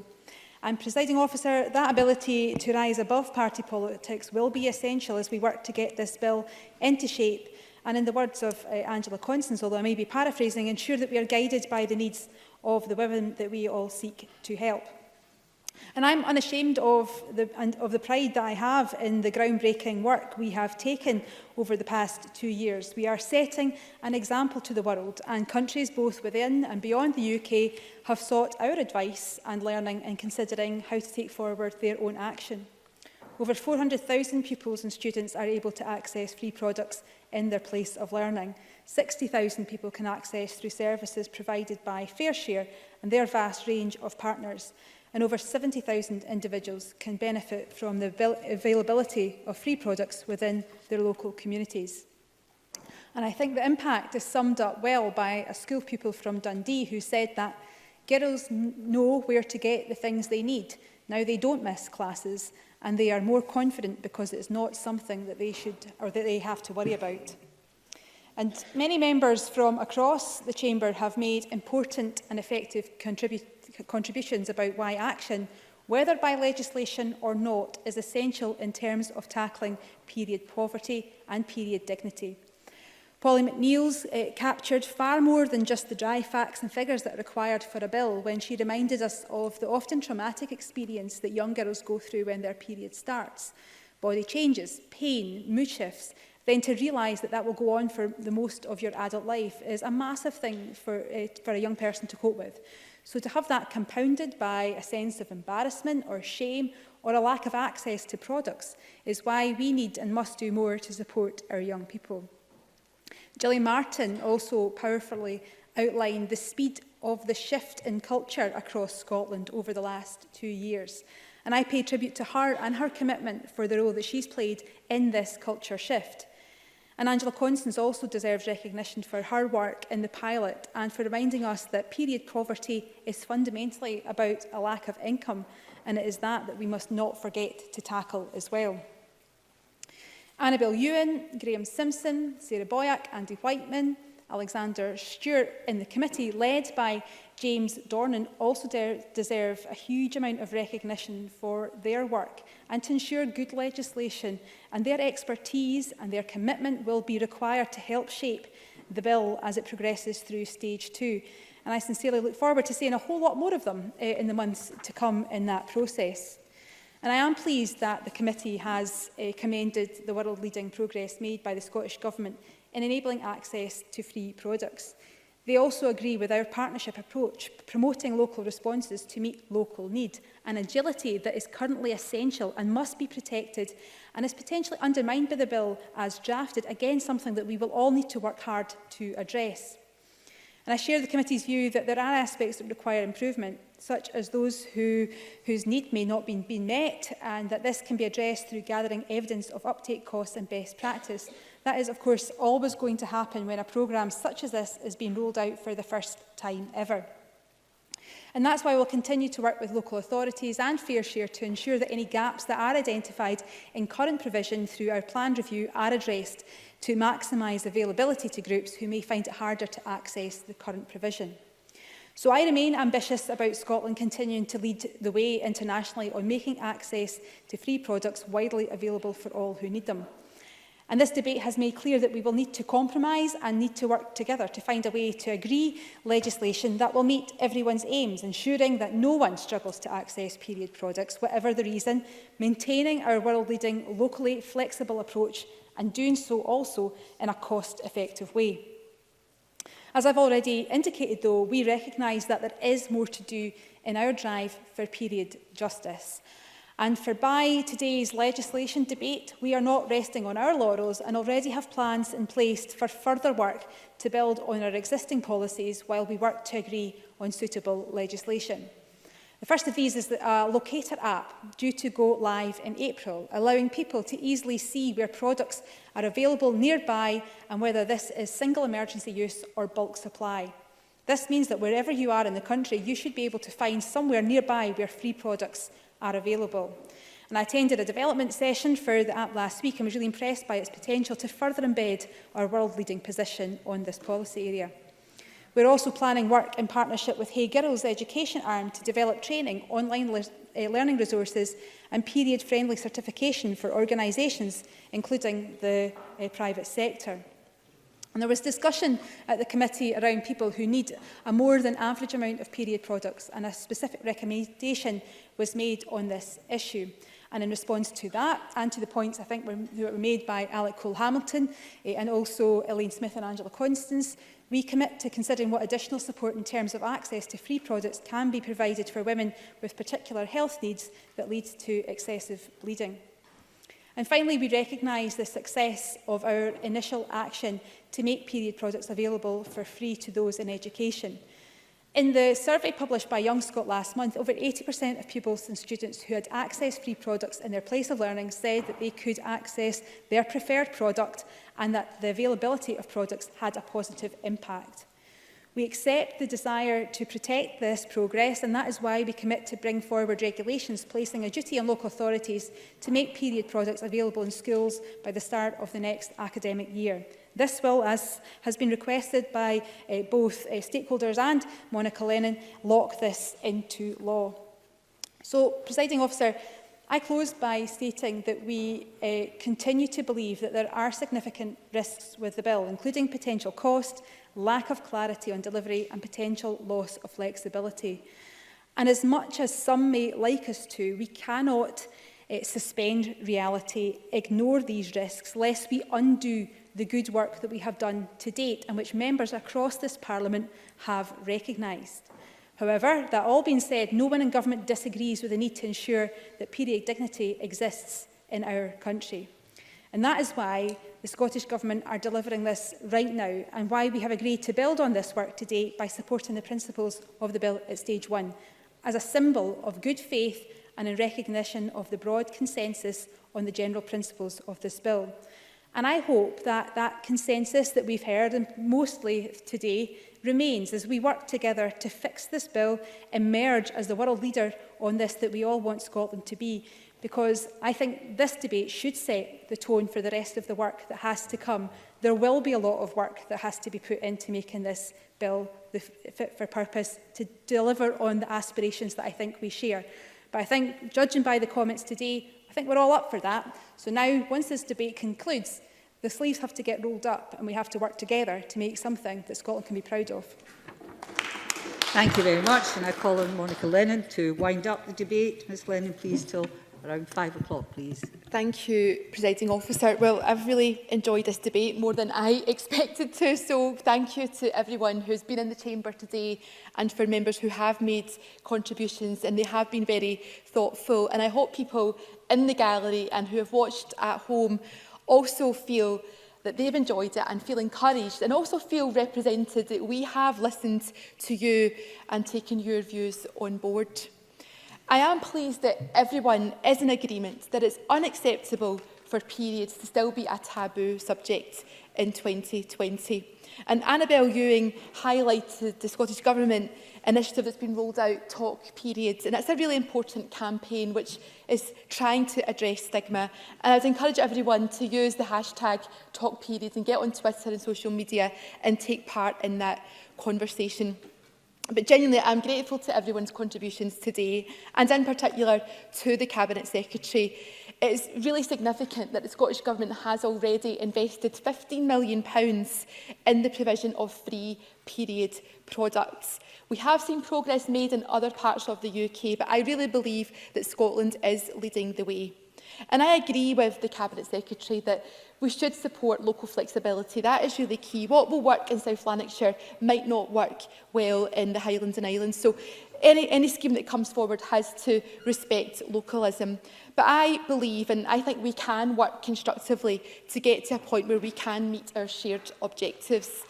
And I also put on record my thanks to the Local Government and Communities Committee, to the members of the committee who have spoken today. James Dornan referenced the welcome shift in narrative from period poverty to period dignity for all. And I think that's a really important step forward. And many of the campaigners who have been sending us briefings, and in particular Unite the Union, who have their own period dignity campaign, I've even got the T-shirt, but they make that point very, very well. But Andy Whiteman sort of hit the nail on the head, because he said fundamentally this is about, or the bill is about, the creation of a statutory right. A right that can only be delivered through legislation. So that's what we're being asked to support. And he also talked about, and I agree with him, that we do need to make sure that we properly evaluate the schemes that have been rolled out. And that's why his suggestion that the part of the bill that talks about commencement and the timing of that, I think that is a fair point, and I am happy to look at that as an amendment. And I think that relates to Section 2, Part 4 of the bill. Andy Whiteman's nodding and keeping me right. So again, these are the kind of discussions that we need to have, and I'm sure we can address that at stage 2, because that would give government a bit more time in terms of further rollout. But Alex Cole-Hamilton talked about this also as an issue of human dignity. He said we have to end the silence around, well, the silence and the stigma around menstruation.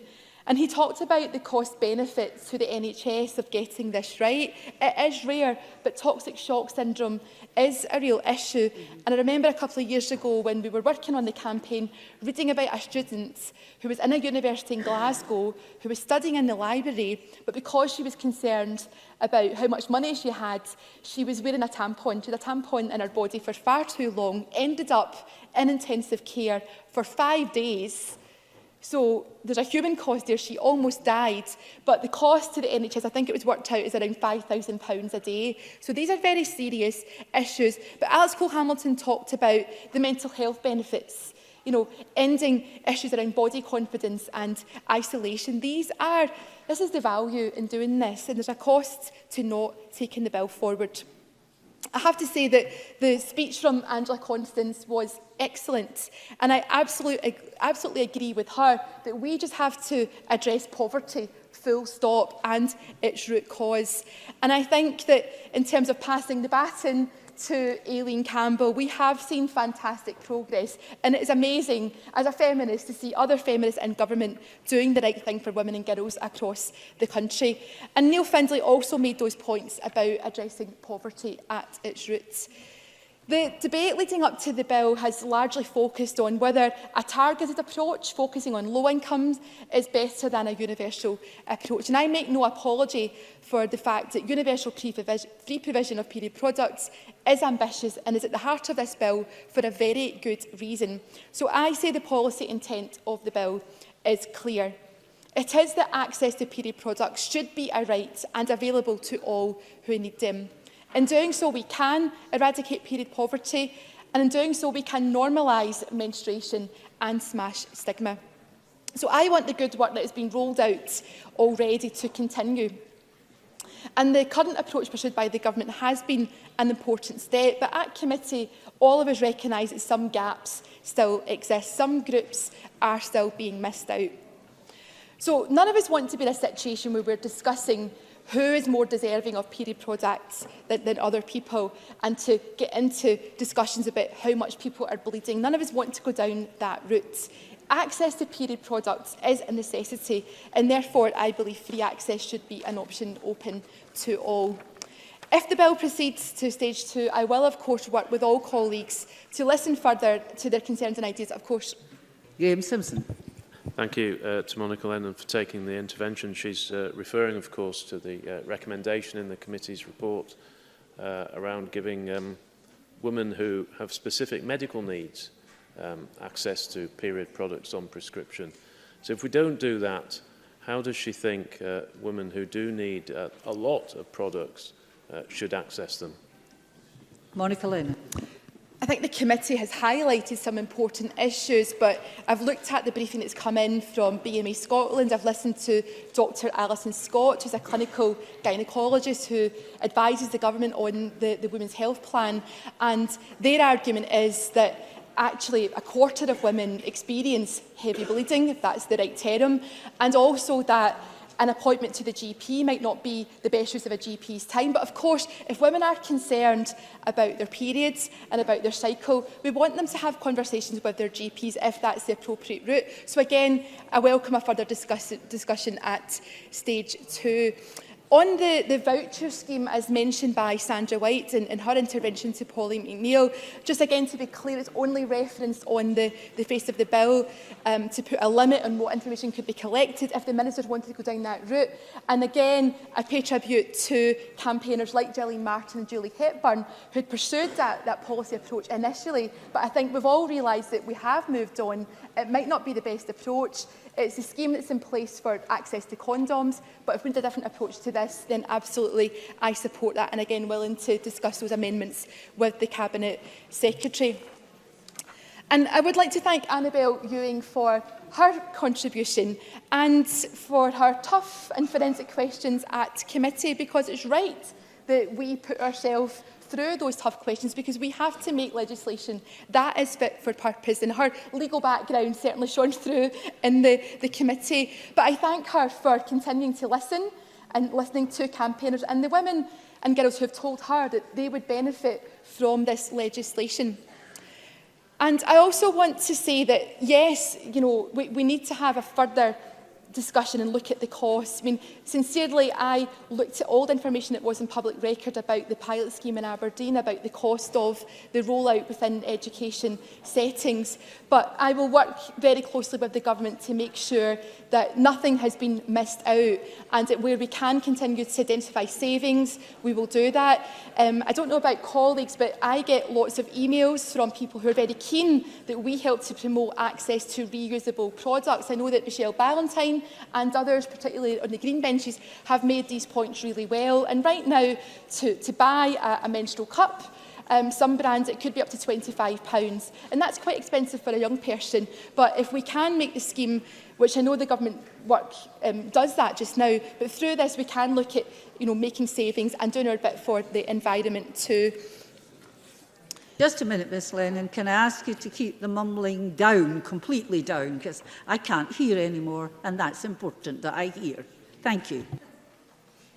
Thank you, Presiding Officer. I also want to pick up on a recent welcome announcement from the Scottish Government, who plan to work more closely with employers to make sure that they are also doing their bit, which doesn't fall within the scope of this bill. And I would say to the Cabinet Secretary that I hope the Government will work closely with the trade unions. The STUC were speaking at the rally outside today, and I know that, again, Unite the Union, and I'll refer to my register of interest as a member of Unite and GMB, are doing lots of good work in this area, and the cross-party group in construction, probably not the place you think we'd be talking about periods, but again, this is something that is cross-portfolio, and I hope that we will all work on that. I hope colleagues can indulge me for a moment to talk about some of the good work that's going on locally in my region. South Lanarkshire College, based in East Kilbride, back in 2016, just after the members' debate that we had on period poverty, approached me and said that they would just get on with it. They wouldn't wait for legislation or national guidance, they would just do it. So these early pioneers have really made all this progress possible. And I also want to thank Lanarkshire Carer Centre, who were at the rally today, and Women's Aid in South Lanarkshire for also doing their bit early on. And to thank my colleague Joe Cullen in North Ayrshire for his leadership too. These early initiatives have paved the way for the government-backed initiatives that we've seen, which have been rolled out so successfully. And I think it's important to acknowledge that we have really strong foundations to build on. That's why I believe the bill will be a success. So, in conclusion, Presiding Officer, I'm incredibly proud of the work that all of us have put into the bill and the wider campaign. The Scottish Government has shown great commitment, and I know that that will continue. Agreeing the general principles of the bill tonight will be a milestone moment for normalising menstruation in Scotland and sending out that real signal to people in this country about how seriously Parliament takes gender equality. We do have more work to do, but together we can put Scotland on the map as a true world leader in period dignity and equality. I look forward to continuing that work with MSPs right across the chamber, and I thank them for their support.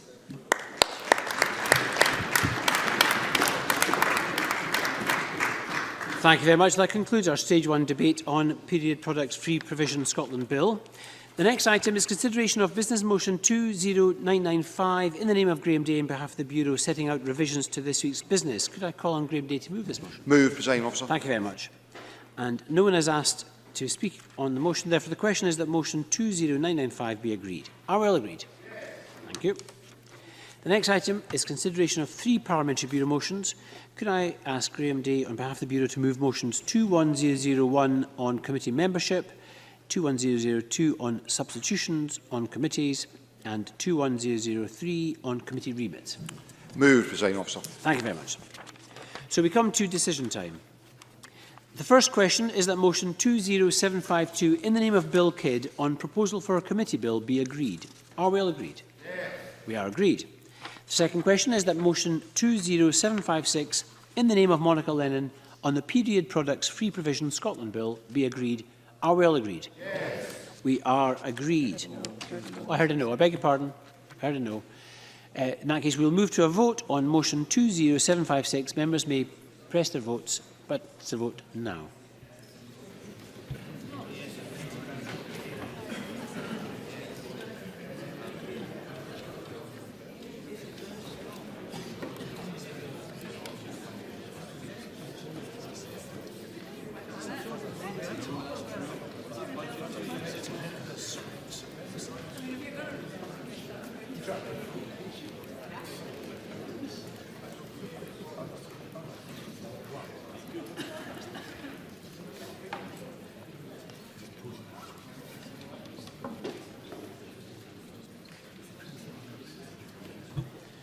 The result of the vote on motion 20756 in the name of Monica Lennon is yes 112, there were no votes against and there was 1 abstention.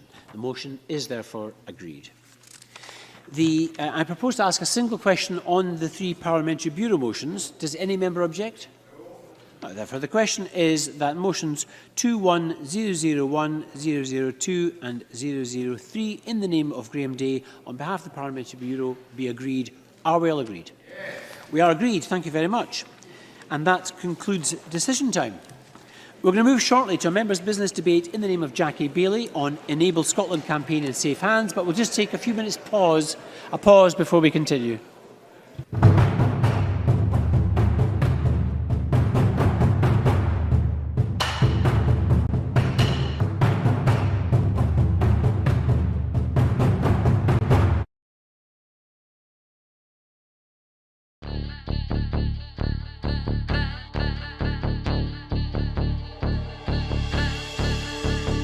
How do you mean no more commission? Well, no one in Scotland can commission an idea. You know, if I went to BBC Scotland and I said, oh, I've got this great idea for a sitcom, I've got this brilliant idea for a drama, you know, there isn't one person in Scotland that can okay it unless it goes through London. Good morning and welcome to another edition of Full Scottish. What's happening today? Hello and welcome to the Full Scottish here on Broadcasting Scotland. Scotland is going to be an independent country. That desire for independence is ever stronger than perhaps it was in 2014. So there's an obligation that we've got to give leadership to that campaign. That's what Nicola Sturgeon, as our First Minister, has been doing. My feeling about Boris Johnson is he can't be trusted on anything. That is now and forever will be known as the rape clause. I'm old enough to remember going into Europe in '73, and I remember how much of a razor's edge that was a battling stone. And I think we made it by 53%, if I remember correctly, for going in. And ever since that time, England particularly has been pretty much schizophrenic, down the middle about whether it felt British or whether it felt European. And that schism, that crack has remained throughout English society ever since. Scotland means business. Scotland's voice won't be stilled, it won't be silenced, it has to be heard. About the work that's been done by Broadcasting Scotland in giving community activists, yes activists, Scottish activists a platform other than the traditional media outlets.